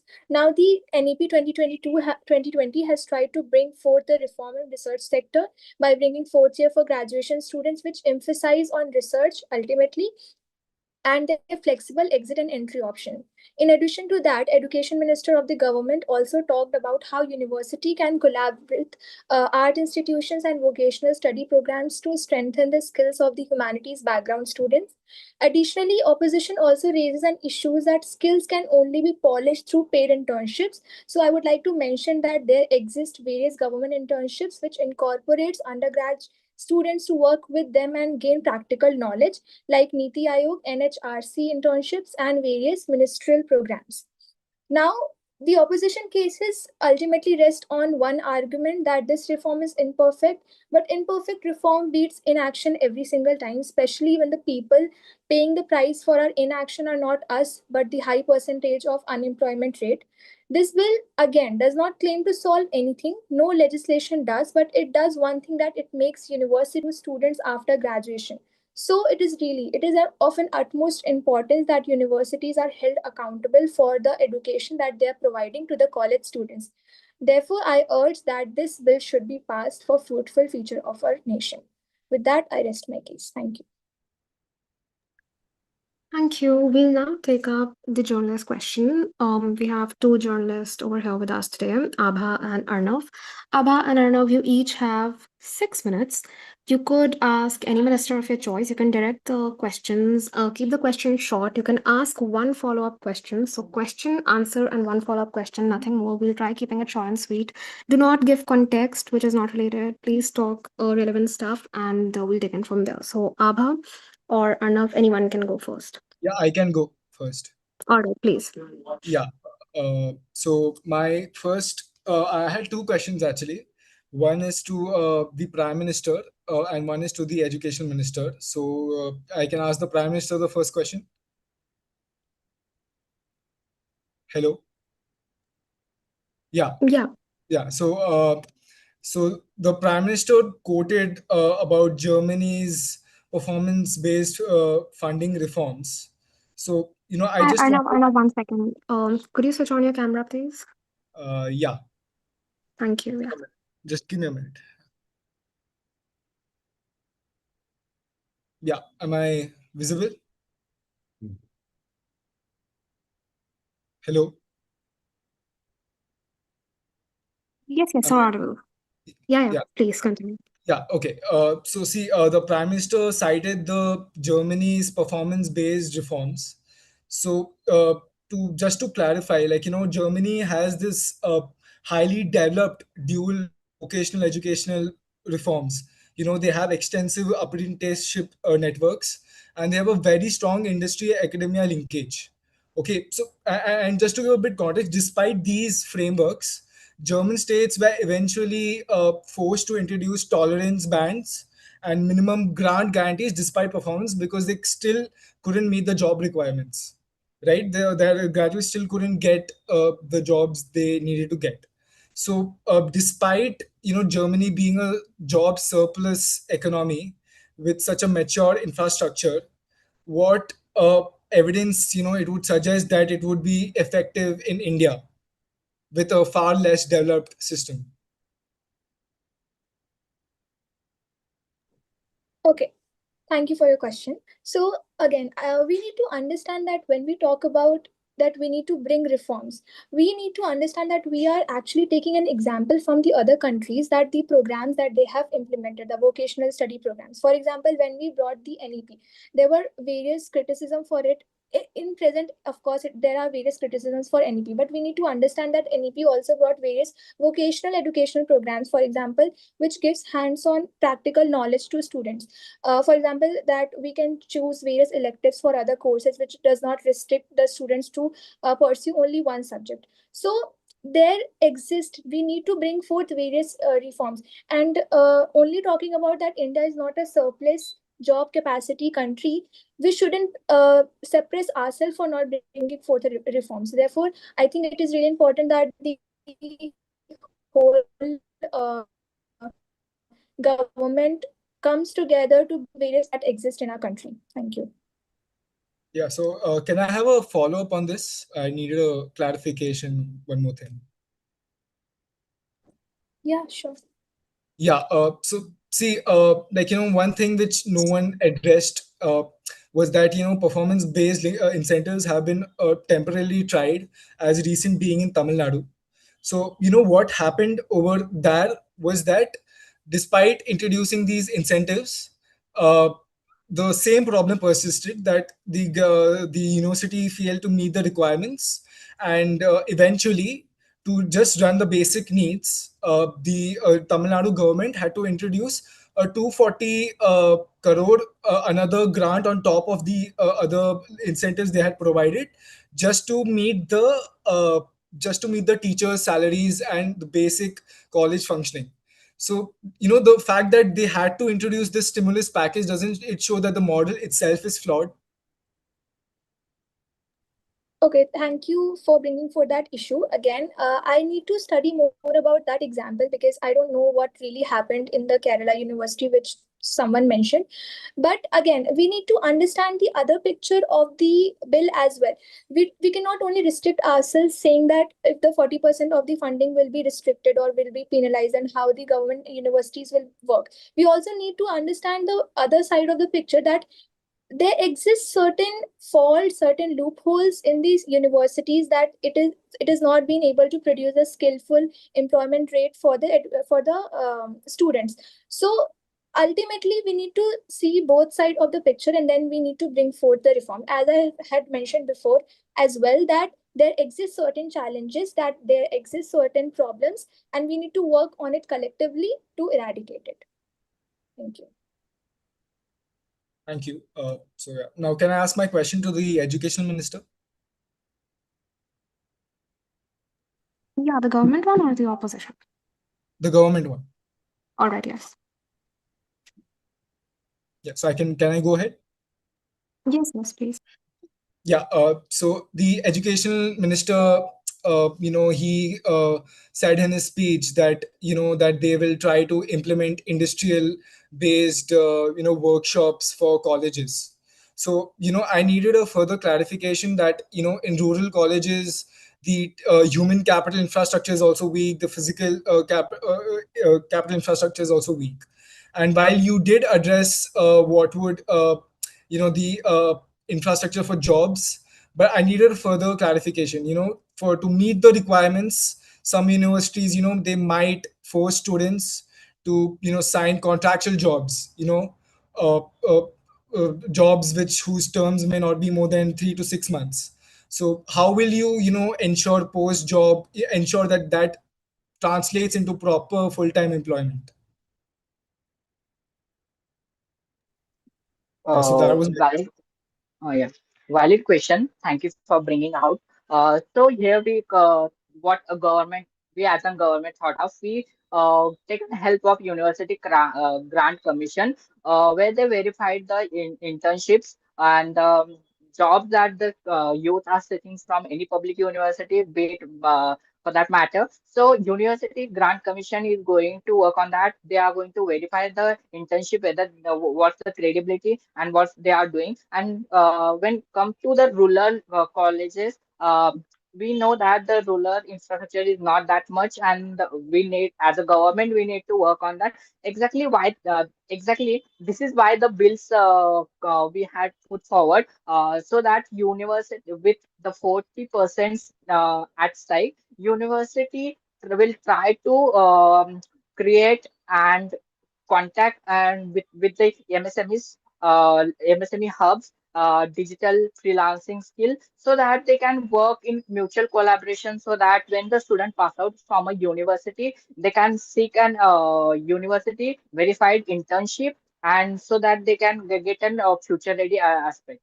I hope that address your question. Yeah, great. Thank you. I am done with my share of questions.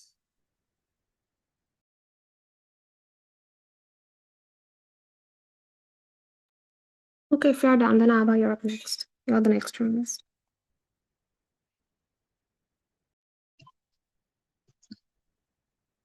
Hello everyone.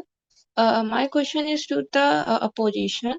If the current education system is not fully meeting the needs of today's job market, so what are the alternative reforms that you should suggest? Actually मैं इसे थोड़ा डिगअप करता हूँ। Environment में hotspot होता है, biodiversity hotspot. वो majorly इसलिए स्पेसिफाई होता है क्योंकि वहां पर एंडेमिक और एक्सोटिक स्पीसीज मिलती है। उनका मेजर काम क्या होता है कि वो उसी जगह मिलती है। मेरा जो इस अपोजिशन में होने का जो मेन रीजन है वो ये है कि इंडियन सोसाइटी को हम वर्ल्ड लेवल से ना देखते हुए, या जो इंडियन हमारी सोसाइटी है उसके बेसिस पे काम किया जाए ना। यूएन की ग्लोबल इनोवेशन गाइड है, उसमें 2 वर्ड्स हैं जो खास तौर पे इंडियन सोसाइटी के लिए बने हैं। एक है फ्रूगल इनोवेशन, दूसरा है पैग्मेटिक इनोवेशन। फ्रूगल इनोवेशंस बेसिस करता है कि कम खर्चे में ज्यादा फायदा देना। प्रैग्मेटिक इनोवेशंस का मतलब होता है फ्लेक्सिबिलिटी और अडेप्टेबिलिटी थ्रू द सोसाइटी।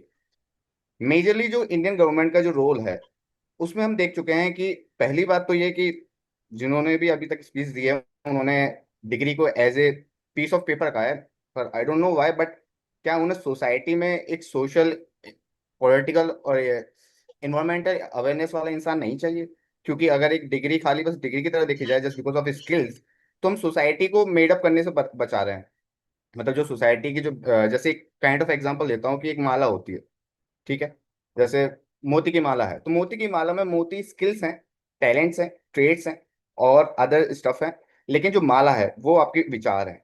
तो एक विचार जो है वो इंडियन सोसाइटी के डिफरेंट है दूसरे केसेस में, और जो ऑलरेडी इंडियन गवर्नमेंट में इशूज हैं उनमें इन्होंने कोई काम नहीं किया, जैसे कि मोनिटी और एवोल्यूशन। ऑलरेडी जो स्कीम योजना चल रही है जैसे एनएपीएस है, एकेडमिक बुक ऑफ क्रेडिट्स है, सेक्टर स्किल काउंसिल है, उनका क्या रिजल्ट रहा अभी तक?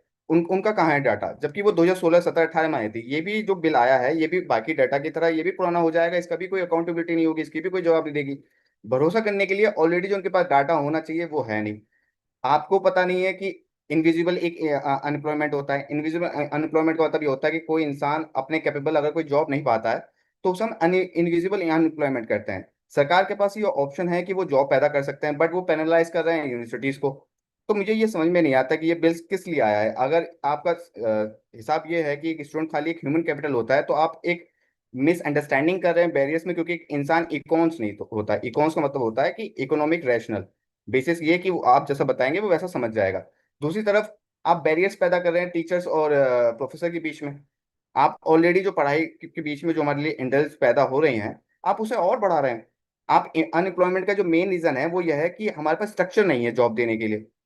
हमारे पास एक सही से सिविलाइज स्ट्रक्चर नहीं है जहां पर आप अपनी जाकर स्किल्स पे जाकर कर सकते हैं। सबसे मेन प्रॉब्लम एक और है कि हमारे पास इतनी ज्यादा पॉपुलेशन है कि स्ट्रक्चरल और जो टिकनेस अनएम्प्लॉयमेंट है वो ऑलरेडी रहेगी। तो मेरा मानना ये था कि जो ऑलरेडी स्कीम योजना चल रही है उन पे काम करने के बजाय एक अगेन एक चट्टा इकट्ठा कर दिया गया है योजनाओं का, जिसका बाद में वही काम होगा जो एनएपीएस और बाकी स्कीमों योजना का हुआ है, उसकी अकाउंटेबिलिटी नहीं ली गई है। तो ओवरऑल मेरा यही था कि जो मुझे अनएम्प्लॉयमेंट से उतनी ही दिक्कत है जितनी गवर्नमेंट को है, सेम बस उसका जो काम करने की इंटेंशन है और जो सोशल रिफॉर्म होने चाहिए इन्वायरमेंट इकोनॉमिक डेवलपमेंट के साथ, उन पर जोर नहीं दिया गया है। बस यहीं तक था मेरा, शुक्रिया।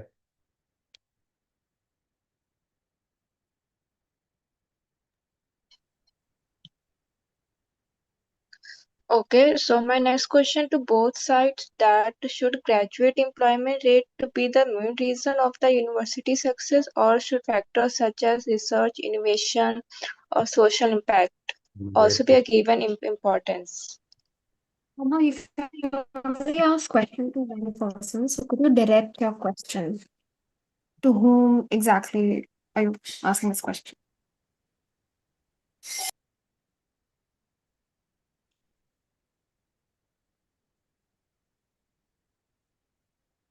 Ma'am, to the opposition. Which minister, which opposition minister?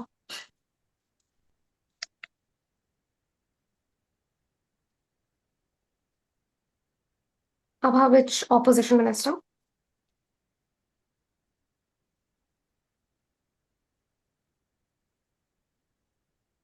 Ma'am, government. Okay, I think leader of opposition you can either answer or you can delegate someone to answer. That's on you. Could you repeat the question? Okay, I'm repeating. Should graduate employment rate be the main reason of a university success, or other factors such as research, innovation, or social impact also be given equal importance? Let me clear one thing. I think somewhere मैंने सही से शायद समझाया नहीं है, क्योंकि आप एक सोसाइटी को डेवलप कर रहे हैं, आप उसे इकोनॉमिक बेसिस पे नहीं देख सकते 24 घंटे। हम कोलोबरेटिव ग्रुप्स में रह रहे हैं, 1200 से 1600 डायलेक्ट्स हैं, बहुत सारे रिलीजन्स हैं। आपको ये फोकस करना चाहिए कि सोसाइटी डेवलप होने का मतलब खाली इकोनॉमिकल डेवलपमेंट नहीं होता है, हार्मनी भी डेवलप होना होता है, फेथ भी डेवलपमेंट होना होता है। इवन डेमोक्रेसी में आपके पास साइलेंट फीचर्स हैं, बेसिक साइलेंट फीचर्स, ठीक है, मैं उन टॉपिकों पे नहीं जाऊंगा, बट अगर आप किसी यूनिवर्सिटी को बस इसलिए देखते हैं कि वो एक एम्प्लॉयमेंट जनरेट कर रहा है, तो आई डोंट थिंक सो कि वो एक अच्छा ऑप्शन होगा। क्योंकि हम एक सोसाइटी में रहते हैं, तो सोसाइटी में एक सिविलाइज्ड और सिविल साइंस के बारे में भी हमें पता होना चाहिए। अगर एक प्रोफेसर हमें सिविक साइंस और सिविलाइज होने के साथ साथ एक लाइफ अचीविंग मूवमेंट के लिए कुछ थॉट्स देता है, तो वो भी एक अचीवेबल थिंग है। जैसे कि प्रधानमंत्री ने सॉरी जो हमारे पहले प्रथम प्रधानमंत्री हैं जवाहरलाल नेहरू जी, उनका भी मानना था कि मानवतावाद, सहनशीलता मतलब टॉलरेंस, और तर्क मतलब लॉजिक, और विचारों का रोमांच, और चौथा था कि जीवन का सत्य मतलब इवन फिलोसफिकल कॉन्सेप्ट भी जोड़ा गया है विद्यालय से हमारे प्रधानमंत्री के द्वारा। ये मैटर करता है कि खाली एक कॉलेज को या यूनिवर्सिटी को जस्ट बिकॉज ऑफ कि वो एक एम्प्लॉयमेंट जनरेट कर रहा है, उससे फायदा क्या है। आप अगर देखना चाहें तो सुसाइडल रेट्स कितने हैं इस समय भारत में, वो भी काफी डिटरमाइन हो रहे हैं। आपकी सोसाइटी मेंटल इलनेस कितनी है, आपकी टीन 10% मेंटल इलनेस है। क्यों? क्योंकि उन्हें कोई ऐसा एटमोसफेयर नहीं मिल रहा जहां पर वो अपना को कंफर्टेबल या फिर काइंड ऑफ एक हार्मनी और लव केयरिंग के बीच में फाइंड आउट कर पाए। यूनिवर्सिटीज काफी बार सोसाइटिकल एरियाज बन जाते हैं, जो कि हमें रिजल्ट आने को मिलते ही हैं। क्यों बनते हैं? आईआईटीएन ने भी ऐसे सुसाइड्स किए हैं, एमआईटी में भी हो रहे हैं, एमबीबीएस डॉक्टर भी कर रहे हैं। वो क्या रीजन है? अगर हम खाली बस इस चीज पर फोकस करते हैं कि जो उनका प्लेसमेंट है वो कितना अच्छा है, तो हम ये भूल जाते हैं कि उस एरिया में सॉरी उस यूनिवर्सिटी का माहौल कैसा है। जो सेक्सुअल हैरेसमेंट केस होते हैं, ठीक है, सेक्सुअल हैरेसमेंट केस होते हैं, या फिर जो भी माहौल पे इंसान पे डोमेस्टिक वायलेंस सॉरी डोमेस्टिक नहीं, जो भी टॉर्चर हो सकते हैं एक्सप्लोटेशन के, कास्टवाद रिलीजन के द्वारा, उसे भी तो ध्यान देना पड़ेगा ना। खाली हम एम्प्लॉयमेंट रेट के साथ साथ ये देखें कि बस यहाँ से प्लेसमेंट मिलता है, लेकिन साथ में आपको लाइफ टाइम के लिए ट्रॉमा मिल सकता है, उसका क्या होगा? मैं जानता हूं कि without economic development social development नहीं होगा, पर वो चीज गवर्नमेंट के हाथ में है।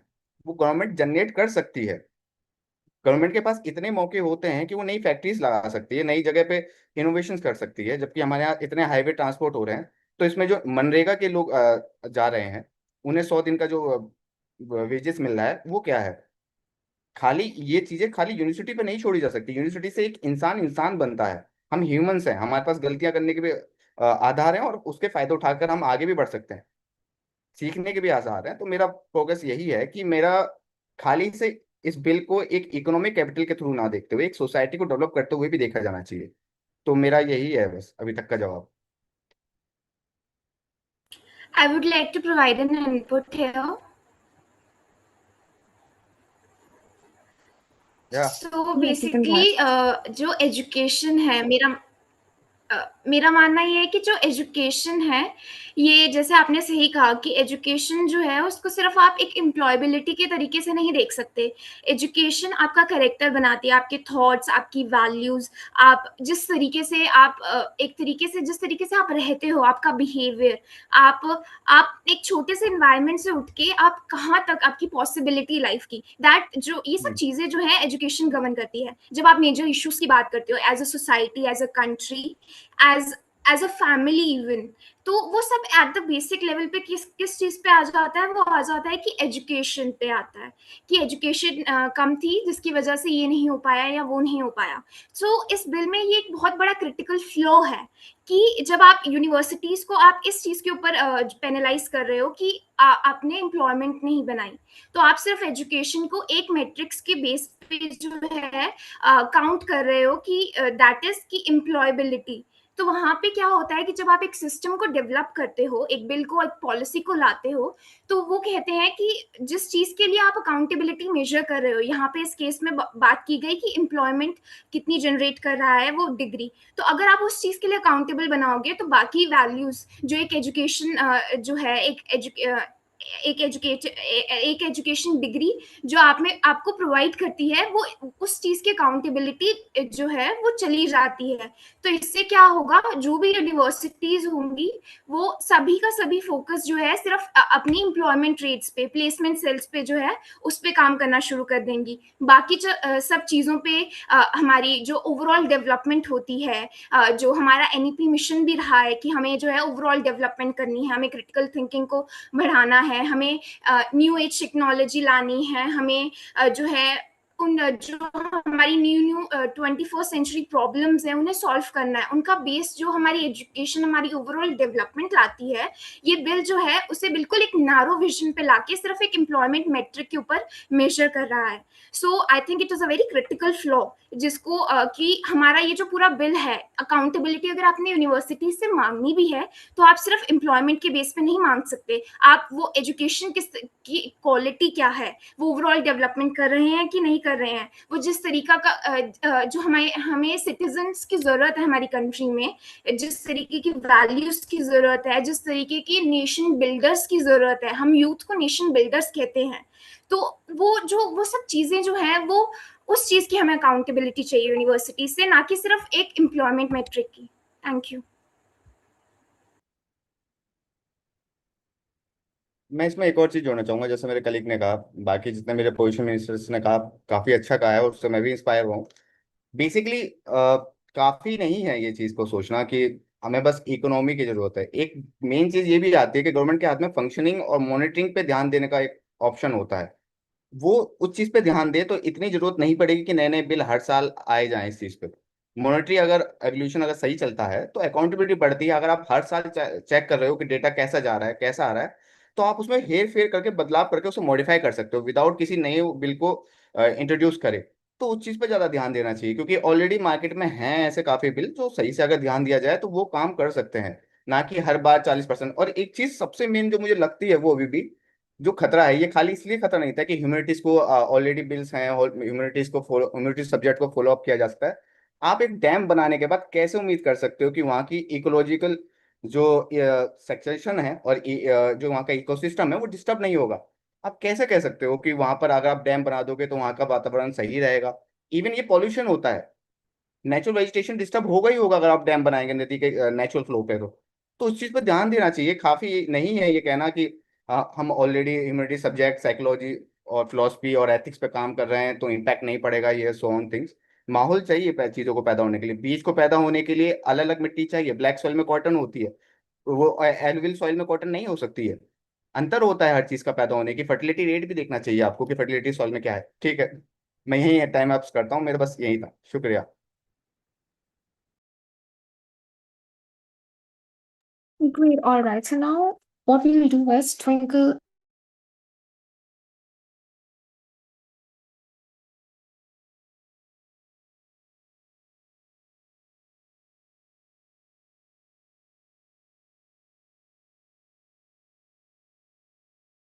We'll come up with the final score.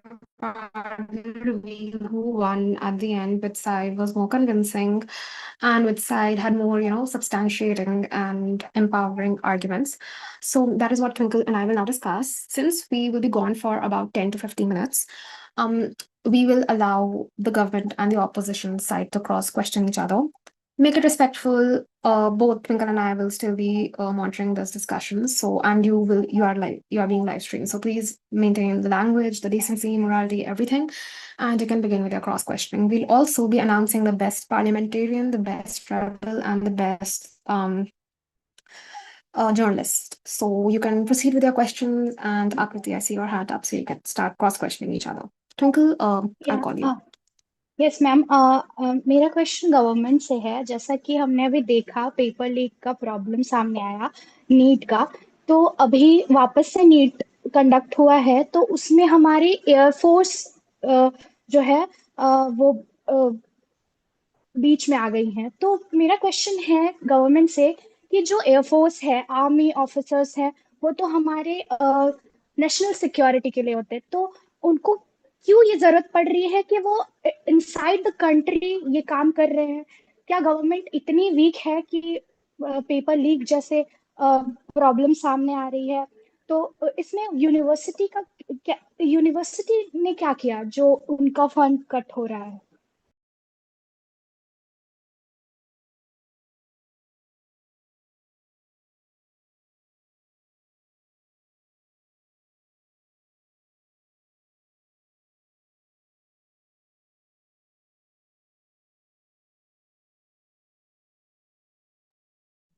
Can you please explain for once how does this relate to the bill?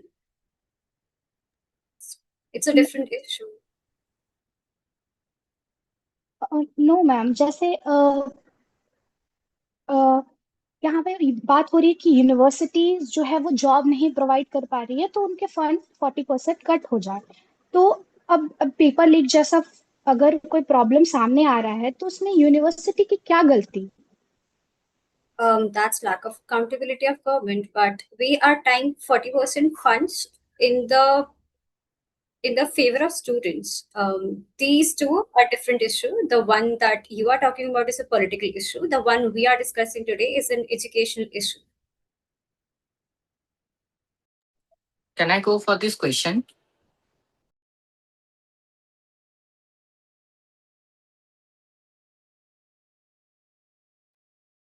Yeah, sure. Okay, so the sole point of discussion here is not that we are cutting the 40% funding of the university. The sole focus is if the university is providing their student with a proper curriculum and skill set and make them industrial ready, so they are obviously going to get that 40% funding that they are till date getting. So the sole point is the 60%, as I previously mentioned, is totally untouched. The 40% depends on whether the university is providing their student with internship and employability opportunities. So that was the sole point of discussion here. So if as if the university are they're working on their flaws that they are having currently, if like the outdated curriculum or different employability tie-ups they are having with the industry, then obviously they are going to get the 40% data. So we are not cutting on that 40% data. We are just bringing it in a more streamlined manner. Do you still believe that if you control 40% of water of a dam, do you still believe that the ecological niche or ecological succession ecosystem can drive with it? I am actually मैं इस चीज को और बताता हूँ। मैं पर्यावरण से इसलिए जोड़ रहा हूँ क्योंकि जो बिहेवियर्स कनेक्शन से बैरियर्स बनते हैं, उनका मेन पॉइंट ये होता है कि आपको ये लगता है कि आपके कुछ करने से कुछ और कहीं होगा नहीं। अगर आप, मैं कहता हूँ 40% अगर आप डायरेक्टली फोकस करते हैं आज से ही साइंस एंड टेक्नोलॉजी फील्ड पे, तो आप देखेंगे कि जो पूरा बजट है, बजट का 40% आपने डायरेक्टली वहां फोकस कर दिया। पूरी जो एडमिनिस्ट्रेशन है यूनिवर्सिटी की, उसका मोस्टली फोकस जो होगा वो साइंस एंड टेक्नोलॉजी के परफॉर्मेंस पे ही होगा। और कई बार अगर कोई शिकायत या कोई काइंड ऑफ डेप्रिसिएशन आते हैं किसी टूल्स में जो कि किसी और सर्टेन डिपार्टमेंट के हैं, जैसे कि आप ये मानिए कि आपको कोई किताब खरीदनी है या फिर किसी डिपार्टमेंट को हिस्ट्री की कलेक्शन खरीदनी है किताब की, तो वो उन पे स्पेंड ना करके बल्कि साइंस एंड टेक्नोलॉजी पे फोकस करेंगे कि साइंस एंड टेक्नोलॉजी में जितने भी एक्सपेरिमेंट या पोर्टफोलियो की चीजें होती हैं उन पे भी पैसा खर्च होगा। अगर आप ये कहते हैं कि मैं हम खाली बस 40% का वो फोकस उस पर करेंगे, तो प्रॉब्लम क्रिएट हो सकती है, ये इम्पैक्ट पड़ता है। ये मैं आपको एक एग्जांपल देता हूँ लिटरली, जस्ट बिकॉज ऑफ कि मुझे एनवायरनमेंट दिमाग में घूम रहा है तो मैं उससे ये जोड़ता हूँ। आपको पता है कि अगर आप एक नेचुरल लेक में भी, नेचुरल लेक जो होती है, जो आपको पता होगा उसमें मिलियन टन कितना पानी होता है, अगर आप उसमें एक कुंटल भी पानी मिलाते हैं वो भी पॉल्यूशन में गिना जाता है, क्योंकि वो भी इम्पैक्ट करता है कि सर्टेन सिचुएशन में सर्टेन कंडीशन पे कुछ चीजें सर्वाइव करती हैं, कुछ चीजें सर्वाइव नहीं करती हैं। इन इवन आपका कोरल रीफ्स है, आप पढ़ते ही होंगे, कोस्टल एरियाज के आसपास रहते होंगे आप, तो आप कोस्टल एरियाज के आसपास जो कोरल रीफ्स हैं वो पता है 1-2 डिग्री के टेम्परेचर हिलने से वैनिश हो रही है वहां से। और सेम एकेडमी में अगर आप ये बिलीव करते हैं कि अगर आप उनसे ये कहते हैं खासतौर पे कि हम आपका कट कर सकते हैं फंड जस्ट बिकॉज ऑफ आप हमें प्लेसमेंट नहीं दे रहे हैं, तो वो दो काम कर सकते हैं। पहली चीज कि वो किसी ब्यूरोक्रेसी के या किसी कंपनीज के साथ मिलके हाइपोक्रेसी पैदा कर सकते हैं, जहां पर वो इंटर्नशिप को खरीद सकते हैं। और इंटर्नशिप खरीदने का सीधा सीधा मतलब ये होता है कि बच्चे में वही स्किल्स दोबारा से हैं, वो पैदा नहीं हुई है। वेल्दी वेल्दी पर्सन ने स्किल्स को इंटर्नशिप को खरीदा है, जबकि गरीब पर्सन के पास पोर्टफोलियो बनाने तक के पैसे नहीं होंगे रूरल एरियाज में।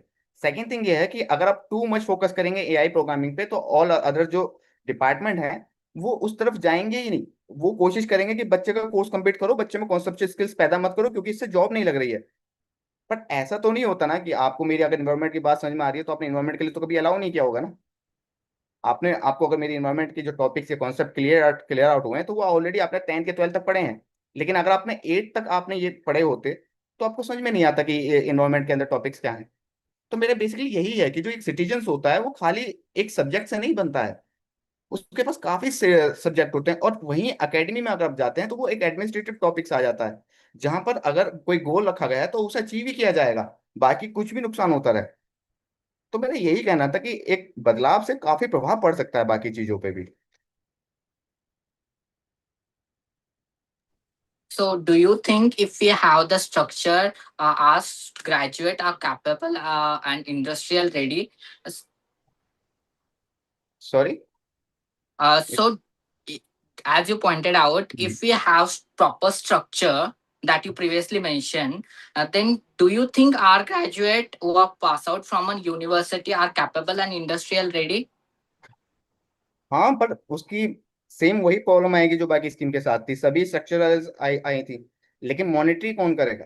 हर साल मॉनिटरिंग, हर सेमी क्वार्टर में मॉनिटरिंग, और एवल्यूट करना, उसमें नहीं मॉडिफाई करना, थ्योरी ऑफ चेंज को देखना। थ्योरी ऑफ चेंजेस बेसिकली एक एमबीए का वर्ड है। इसमें आपको नापना होता है कि जो चेंजेस हो रहे हैं उनके साथ इनकम, आप जो इनपुट डाल रहे हैं उसका आउटपुट के साथ आउटकम, आउटकम क्या है? आउटकम जो होता है वो मोस्टली लंबे समय के लिए देखा जाता है। तो आपको उसकी बार बार अकाउंटेबिलिटी, मॉनिटरिंग और एवल्यूटिंग करनी है, जो कि मेरी यही इशू है कि आप ये बिल भी इस तरह लाए हैं, जबकि पहला वाला बिल भी अच्छा था। अगर आप उसकी मॉनिटरिंग और एवल्यूटिंग अगर टाइम सेट करते तो आपको पता चलता कि उसमें वीक प्रॉब्लम क्या है और उसे आप मॉडिफाई कर सकते थे, इसे लाने की जरूरत नहीं पड़ती बार बार।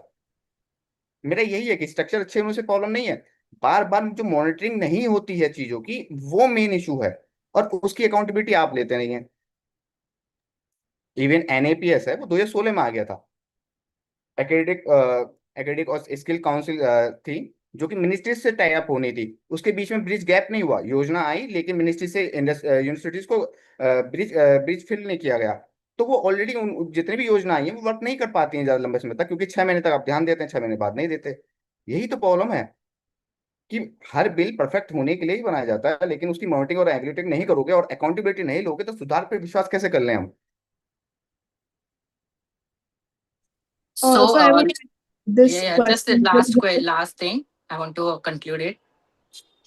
The sole focus of this 40% is on that the universities to work on their curriculum inertia, the skill mismatch, and the faculty disconnect. So through this 40%, we as a government trying to focus on the crisis, that the loopholes that the universities are having. So focus area is that, and not that you are what you are mentioning. मैं एक बार Can I say something? Goals area. By the way, I want to ask that you also mentioned earlier कि अगर हम skills देंगे तो फिर उससे internships मिलेगी. May I also get an answer कि why still in private institutions जहाँ पे इतनी अच्छी developed facilities होती हैं, skills देने के बावजूद आपको placements नहीं मिलती है, especially in esteemed universities like Delhi University and everything, even though that is a government university, but अगर आप private में भी चले जाए जहाँ पे इतनी funding होती है वहाँ पर भी नहीं मिलती है, and ultimately the students have to leave the country to go outside, और वहाँ पे डिग्री ही काम आती है, skills उतना काम नहीं आता. That's the basic evaluation process. तो अगर हम यहाँ पे डिग्री के रिफॉर्म्स पे ज्यादा फोकस करेंगे तो अल्टीमेटली स्किल आ ही जाएगा. मैं इसमें एक और चीज माइंड अप करना चाहूंगा। मुझे ये पूछना है गवर्नमेंट से कि क्या वो इनविजिबल अनएम्प्लॉयमेंट को समझती है? इनविजिबल अनएम्प्लॉयमेंट ये होता है कि कोई बंदा जॉब कर रहा है लेकिन उसके पोटेंशियल के बेसिस पे नहीं है। ये क्या इस चीज का डाटा पास ऑन कर सकती है गवर्नमेंट कि जॉब है लेकिन लोगों के पोटेंशियल के अकॉर्डिंग नहीं है? जॉब कहाँ से डेवलप होंगी? जॉब को डेवलप करने का जो क्राइटेरिया है वो किसके पास है? ये भी तो एक प्रॉब्लम है ना काफी। यही चीज काफी नहीं है कि हम बिल ला रहे हैं और हम अगर हम स्किल्स पे काम करें तो ये फाइंड आउट हो जाएगा। मेरा पॉइंट आउट बहुत डेप्थ में जाकर है। वो डेप्थ में इसलिए बार बार घुस रहा है क्योंकि उस जगह तक कुछ लेवल हैं जो समझने पड़ेंगे तुम्हें भी। तो मेरा पॉइंट आउट ये है कि जो ऑलरेडी मार्केट में है उसके बारे में क्या अकाउंटेबिलिटी बनती है, उसकी मॉनिटरिंग कौन करेगा? और ऑलरेडी जो अनएम्प्लॉयमेंट का सिनारियो है वो कौन सी अनएम्प्लॉयमेंट को हटाने की बात कर रहे हो? साइक्लिक, स्ट्रक्चरल, डिस्क्रिस, सीजनल, इंडस्ट्रियल, कौन सी? क्योंकि इनविजिबल अनएम्प्लॉयमेंट भी एग्जिस्ट करती है, जिसका सिनारियो है कि इंसान जॉब करता है बट वो खुश नहीं है जॉब से क्योंकि उसके पोटेंशियल बेसिस पे नहीं है। तो डिग्रियों का स्किल से काफी अलग इश्यूज भी है कि डेवलप ही नहीं हो रही है जॉब, आपके बेसिस पे जॉब नहीं है। इवन अगर मैं जाकर गिग वर्कर्स में अगर रैपिडो का स्कूटर चलाने लगूँ, काइंड ऑफ बाइक चलाने लगूँ, तो मैं एम्प्लॉयड हूँ but according to my potential क्या वो फेवरेबल है मेरे लिए? जब सिनारियो ही पैदा नहीं होंगे तो फिर मुझे कुछ ना कुछ तो करने के लिए जीना पड़ेगा ना। और गिग वर्कर्स ऑलरेडी काफी कुछ इश्यूज फेस कर चुके हैं ईरान यूएस के वॉर में। गिग वर्कर्स भी कोई एग्जिस्ट करता है, उसके बारे में थोड़ा जानिए आप। गिग इकोनॉमिक्स भी होती है, क्योंकि वो काफी मैटर करते हैं। और बाकी पूछने के लिए शुक्रिया, कि सवाल काफी अच्छे थे।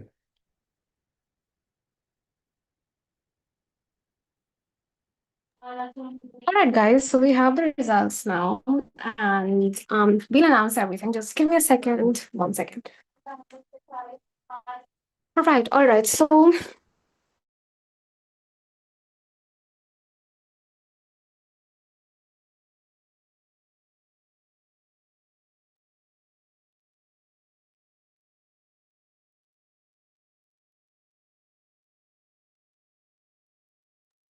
intellectually. Yeah.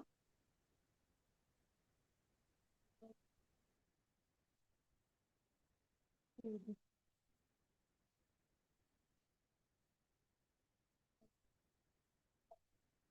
1 second, guys.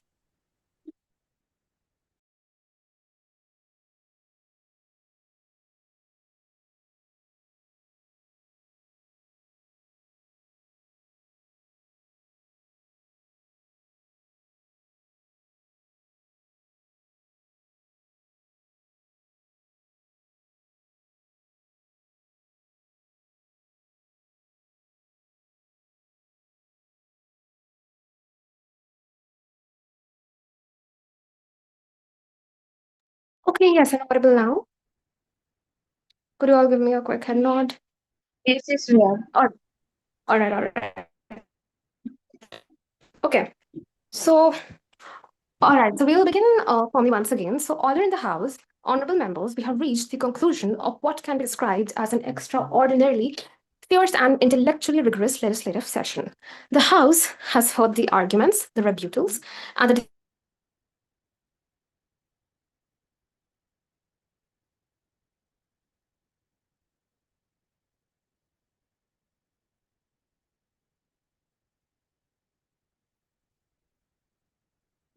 that was witnessed on this floor today, right?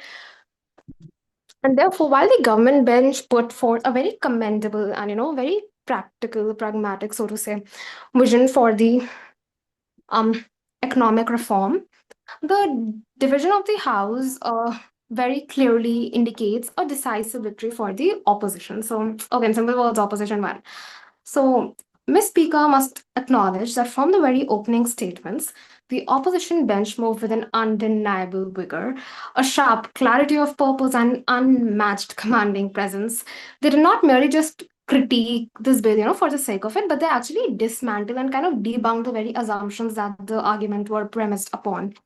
So, they bought a very, like, again, energy was unmatched, refusing to let a single statistical claim of the government actually, like, derail them. So the leader of the opposition and their shadow cabinet, the entire ministry of opposition, by the way, exactly is what we expect from a true parliamentary bench. They fought very passionately, the preservation of holistic education, everything, all in all, great fight put up, guys.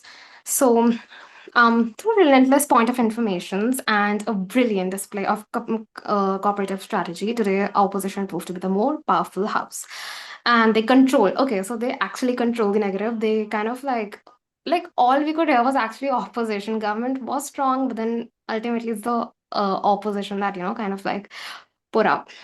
So as the session started, and still is, it's nothing but a true embodiment or a testament of the democracy. And the bill is as strong as its ability to withstand the fire of opposition. So the House stands validated, the votes have been tallied, and the bill has been defeated. All right, the opposition formally won. Now, Twinkle would like to share her insights on the win of opposition, and we'll take it up from there. Twinkle, you have the ears. Overall, congratulations, opposition, you have won. I really like that examples you have put up, like that you have quoted that fake universities that issues internships and degrees, and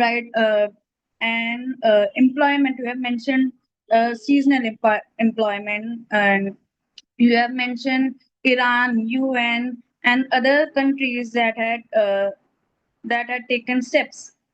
And I also like that you have mentioned the data of current data, as well as you have what we can say, you can had compared it with other countries as well.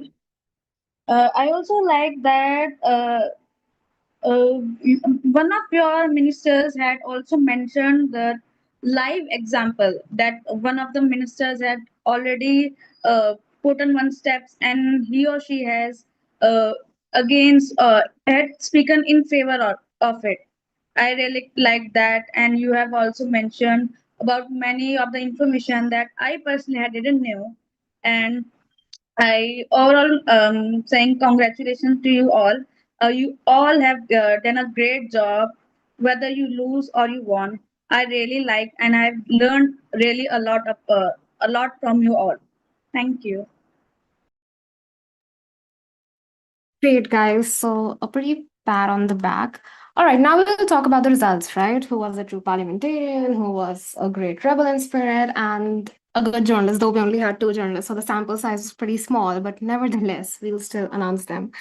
All right, so how we calculate the score, right? What was the maths behind it?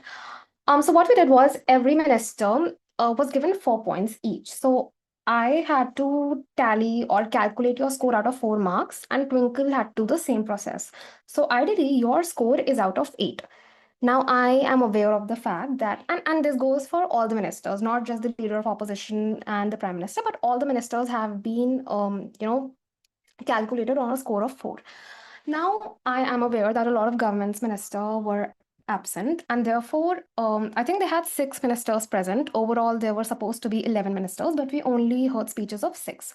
So we found out the score for 6 ministers, and basically, normalized it, how they do it in JEE and NEET. We found the scores of 6 ministers divided by 6, the total of 6 divided by 6 into 10. So how their ideal score would have looked at had there been, 11 members in total, right? So that's what we did. So now today we'll announce the winners. So, okay, so opposition and government, right? So government won a total of 50.5 scores, 5 points out of 80. And opposition had 54.5 out of 80 points. So that means opposition government trailed with 4.5 points. So opposition, you're the clear winner here, though by 4.5, but yay, congrats. Now we move on to the best parliamentarian. I think this goes without saying, Tushar, dude. Nice. Okay, so Tushar got overall score, the highest overall score, by the way, of 7.5 out of 8. I gave Tushar 3.8 out of 4. Twinkle gave him 3.7 out of 4. So 7.5 out of 8, which is the highest. So Tushar is the best delegate, best parliamentarian tonight. Now we'll announce the best government ministers and best opposition ministers. So best government ministers, first one is Sargam. Sargam is the Minister of Science and Technology representing the government. He secured highest of 6.9 score points out of 8. Second is Gokul. Second is Rashi. Rashi got 6.7 points out of 8. She is the second one in the government ministers. Third is Gokul. Gokul got 6.3 points out of 8, and he is the third best government representative today. And now we'll talk of opposition. So opposition put up a really great fight, and I'm not kidding. Like, it was a very clear case of, opposition winning. So the first one is Diksha. She got a total of 7.4 points out of 8. So Diksha is, I think, just 0.1, behind Tushar. So Diksha put up a really great fight. Then moving on to Ira. Ira got a total of 6.7 points out of 8. Again, great fight. And then moving on to the third one, that was Ananya, the Minister of Labor, Youth and Employment, representing opposition. She secured a total of 6.4 out of 8 points. So congrats. And journalists, though we did not have such a strict metric for journalists, I think it was a very clear case of Arnab winning again, though there were only 2 people. So the sample size was not very representative or not very large. But Arnab, ye pat on the back. So I think that was it. That was all from our side. And great, Tushar, I think. He was the only one who answered all the questions. Twinkle, please give all your inputs about all these people. You can start with Tushar and you can go to government ministers, opposition, and journalist. Yes. Thank you, just a minute. Yes. Like I have said earlier, that I have liked the example that Tushar had given, the opposition leader, that he had mentioned that fake universities that had uh, uh,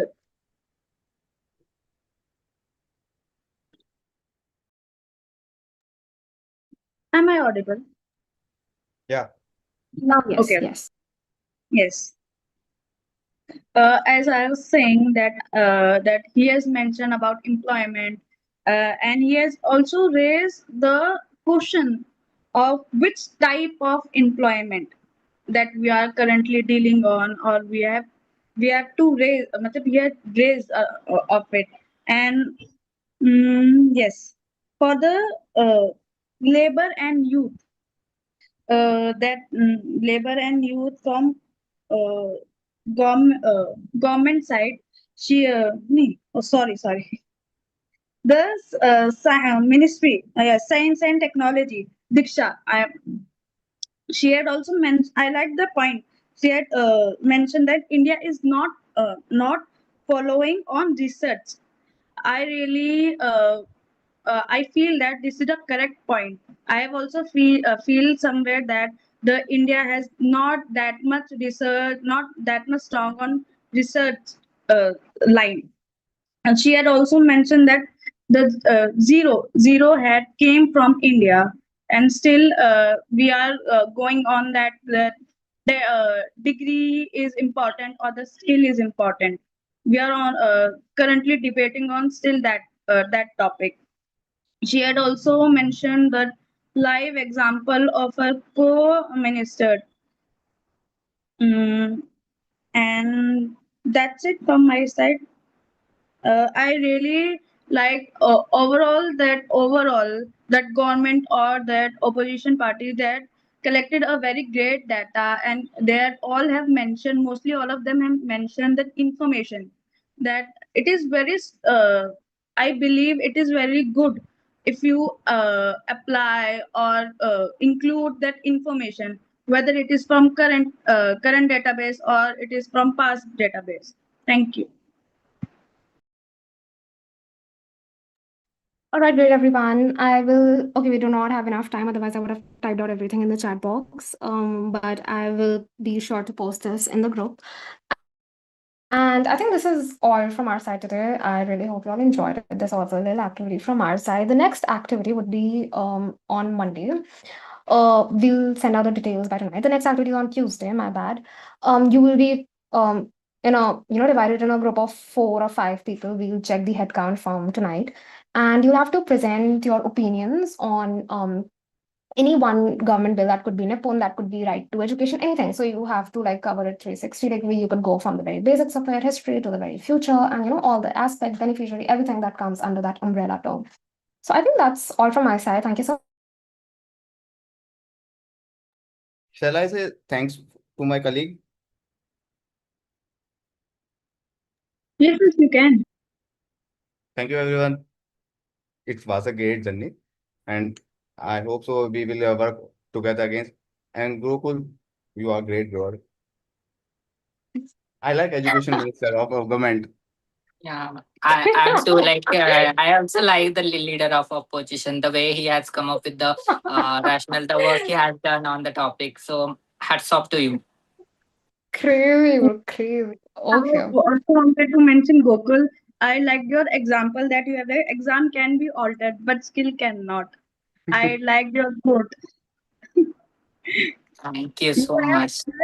You had also given a great examples and data. I have also that you have also mentioned for crisis. I also like that information.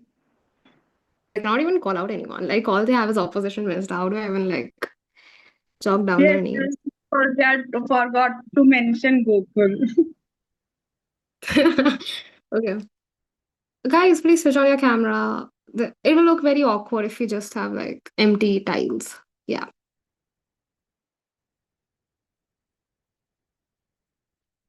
Rashi, Prime Minister, please. Satvika, Arnav, I think.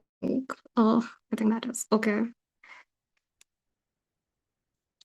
Vedashri.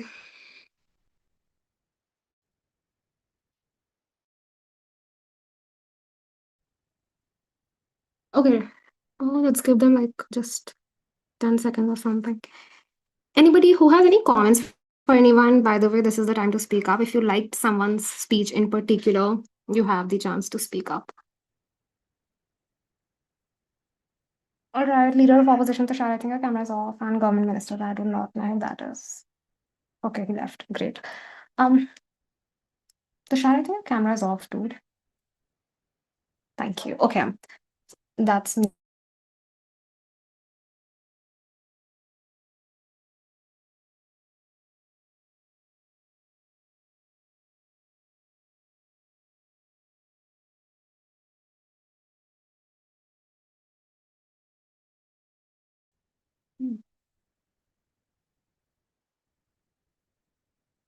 Dude, my God. Okay, I think we're done. Anybody who has any final remarks, any praise for anyone, any observation, anything at all? Okay, then I think we are done for the night. Thank you so much, everyone. The bill is defeated, by the way, and thank you, everyone.